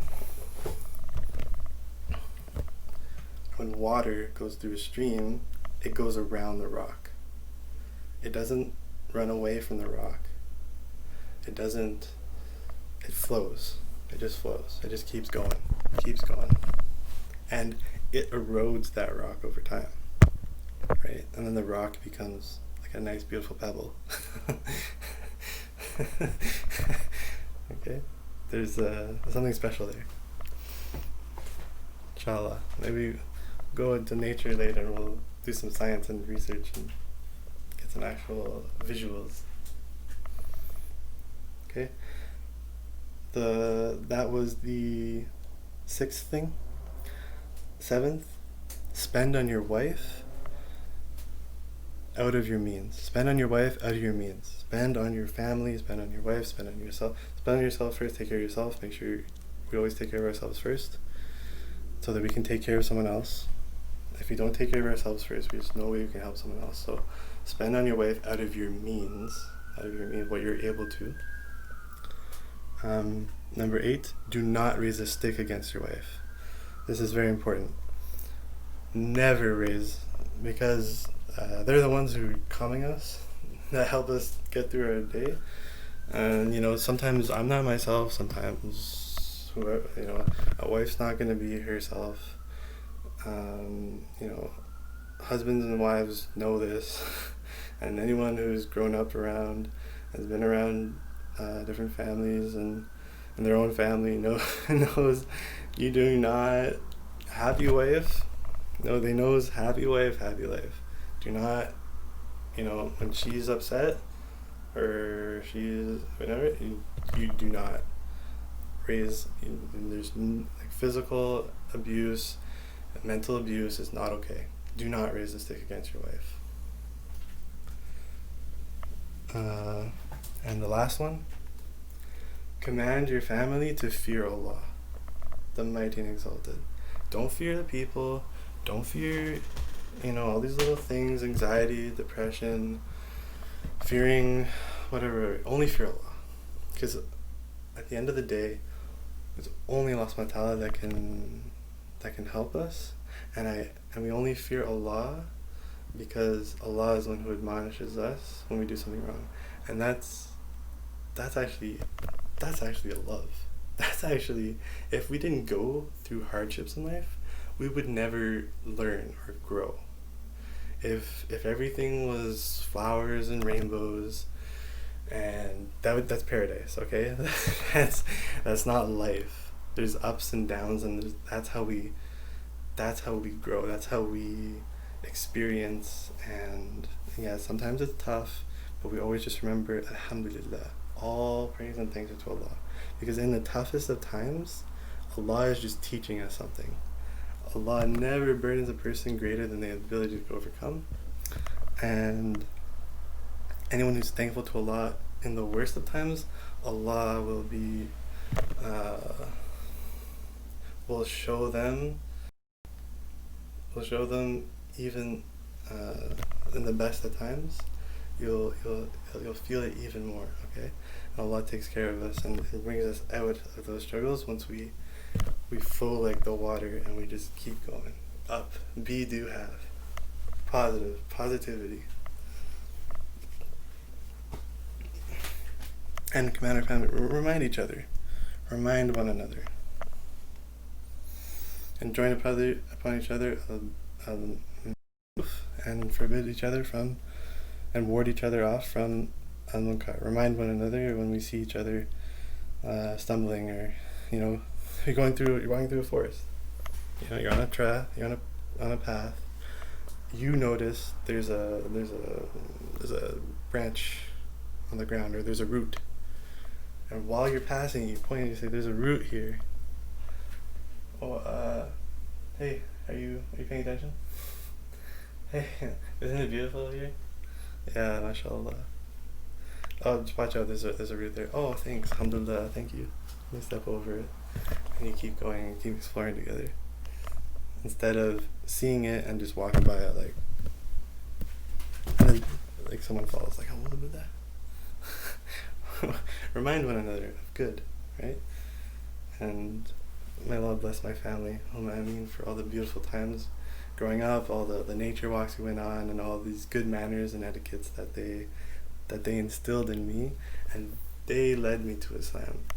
They were, it's funny, some of the first people I met when I was studying Islam, and just different things, they said to me, "SubhanAllah, you're Muslim and you don't even know it." So my family raised me to be Muslim, even though we didn't know that we were Muslim. Alright? And there's always more to grow, there's more to learn, there's more to just live life and get to that healthy place. And it's about making positive changes and recognizing my family raised me to the truth, to be good, to be kind. Astaghfirullah. I was going to do one last hadith on well-being because I find that really important, and now we're at 3 hours and 20 minutes. This is definitely going to have to be edited, and I definitely need to stop after this, inshallah. But I just wanted to share this one last one, inshallah. Chapter 301. There's a lot of chapters, I'm telling you, there's a lot of manners and etiquettes out there, and there's a lot of different little reminders throughout life, right? We all have those things. Awsat bin Ismail said, Abu Bakr as-Sadiq. Abu Bakr, Allah be pleased with him, as-Sadiq, the truthful. We've mentioned, actually, the 3 best friends. You know, in life, usually you only have there's 3. You and 2 other people. They're just your best friends throughout life. That's it. You 3 are just so close. And it's really special. Okay? Muhammad Sallallahu Alaihi Wasallam, he's a human being, he's a person. He's got he grew up, he has a beautiful history we'll get to, Insha Allah. And there's more videos out there you can learn about his life. There's books out there you can learn about his childhood and all these things, okay? Alhamdulillah. And we'll link to those sources, Insha Allah. And Insha Allah, someone will help me to link all that together, Insha Allah. Ameen, Ya Allah. Ameen. So there was 3, Prophet Muhammad Sallallahu Alaihi Wasallam, when he was growing up. There's himself, and his 2 best friends were Abu Bakr as-Sadiq, who is a very soft-hearted individual, big heart, mashallah, and he was very emotional. He would cry. he would cry, and he would cry, and he would something bothered him, he would cry. He would express himself openly with his emotions, and even to the point where people were like, his own daughter was like, "Father, you cry a little too much, in public." He's like, this is just, and he learned through his life, how to be a little less emotional, how to be a better person, mashallah. But through his daughter and other people in his life, mashallah. But he was an emotional person, so I love Abu Bakr as-Sadiq. And then Umar, the other side. So Muhammad's in the middle. We got Abu Bakr as-Sadiq, and we got Umar radiallahu anhu. Umar, he was a strong guy, big, mashallah, very strong, very, his family was, they owned one of the best stables. They bred the strongest horses. They were good business people. They knew they were owners of the land, and they were very good at what they did. They're good business people, and they gave back to their communities, and they're very strong, mashallah. And when they saw something wrong, they said it. They said that's wrong. And they saw something right, and they participated in it. They were, Umar al-Khattab was very to the point, very to the point person, and there was no waswas. There's no, if something's wrong, this is wrong, and he'd stop it by his hand. And he'd tell the people it was right. Very honest, very truthful, very to the point. There's almost no room for emotion. But and he was admonished that okay, well, that you're right. What you're saying is true, but you also have to be, respectful of different people's comforts, and different people are comfortable with different things. So Allah subhanahu wa ta'ala, and he grew and eventually got to balance his strengths and weaknesses, and be a little more accommodating and understanding of others over time when he grew up, mashallah. So this, and Rasulullah sallallahu alaihi wasallam was the best of both of them, and all of us, mashallah. So it's very beautiful. So as we're saying, this last hadith, and we're going to finish, and it's time to get ready for it's the time. Salat al-Asr will be very soon, inshallah. So 10 minutes. I'm going to finish this in 1 minute, inshallah. I got to go get ready for Asr. Salat al-Asr. Awsat bin Ismail said, Abu Bakr as-Sadiq, may Allah be pleased with him, said, after the death of the Prophet ﷺ,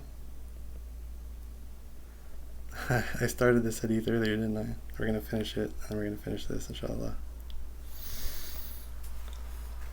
He said, after the death of the Prophet ﷺ, his best friend just passed away. And the messenger of Rasulullah ﷺ, the messenger of Allah subhanahu wa ta'ala, Abu Bakr, who was very emotional, he wept. He came out to the people, because all the people, they were lost. When Rasulullah ﷺ died, everybody, even Umar ibn Khattab, they were like, they didn't want to believe it. They didn't want to believe that person was dead. If anyone's ever lost someone in their life in that moment, we know that it's very tough to go through that. No one wanted to believe it. And so Abu Bakr, so Abu Bakr, even though he's the most emotional of them, Rasulullah said that he would be the next Khalifa.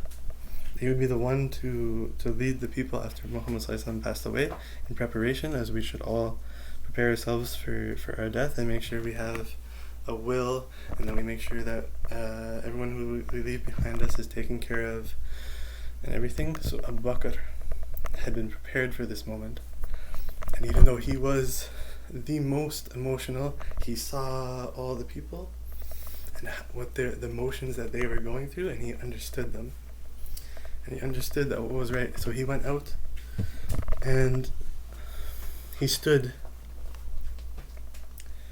may Allah be pleased with him, said after the death of Rasulullah ﷺ, the Prophet ﷺ was standing in the place where I'm standing right now. And he went to a common place where the Prophet used to give his khutbah, his nasiha for Friday prayer and the sermons. MashaAllah, the last sermon of the Prophet, look that up. That's, inshallah, that's subhanallah. It's like nothing else. He said the Prophet ﷺ was standing in the place where I am now standing. Then Abu Bakr wept, and he went on, and the Prophet ﷺ said, You must have truthfulness. It goes hand in hand with piety, and they are both in the garden. Avoid lying. It goes with erring behavior, and they are both in the fire. Ask Allah for well-being. Ask Allah for well-being. After certainty of belief, there is nothing better for you. After certainty of belief, there is nothing better for you than well-being. Do not cut one another off. Means do not cut off the ties of kinship, our loved ones. Do not cut one another off. Do not work against one another. Only you can cut one another off in a healthy way. It doesn't mean like you don't cut a loved one off entirely. And may Allah be pleased with some of my family, my grandparents, never cut me off entirely. My family, mashallah, may Allah guide us all to the best. I mean, all of us. I mean, everybody in the world. When we cut someone off or kick someone out of the house, sometimes it's just to teach them a lesson, but you do not cut them off entirely. Okay? So, do not cut what Rasulullah said. After certainty of belief, there is nothing better for you than well-being. Do not cut one another off. Do not work against one another. Do not envy one another. So do not work against one another. See someone struggling, you don't be a hypocrite. And if they're struggling out of their addictions, you don't get in their way or work against them. You work with them towards health. Whatever steps and stages they need to go through, you take care of yourself first. Always take care of ourselves first, and then we do not work against one another. So take care of ourselves. Don't work against the other. We're all going through what we have to go through. Keep in touch. Don't cut one another off. Do not go against one another. Do not envy one another. Do not envy one another. Do not become angry with one another. O slaves of Allah, be brothers. Ameen. May Allah subhanahu wa ta'ala accept and give us all hidayah al-sirat al-mustaqim. And anything I said which was good was from Allah subhanahu wa ta'ala. Anything I said which was wrong or mistake I made was from my own self. May Allah subhanahu wa ta'ala correct me and give us all hidayah and guidance. Allahumma ameen, astaghfirullah. And go towards healthy, do have. Get rid of all the stuff out of my way. Alhamdulillah, I made this video. La hawla wa la quwwata illa billah. There'll be more.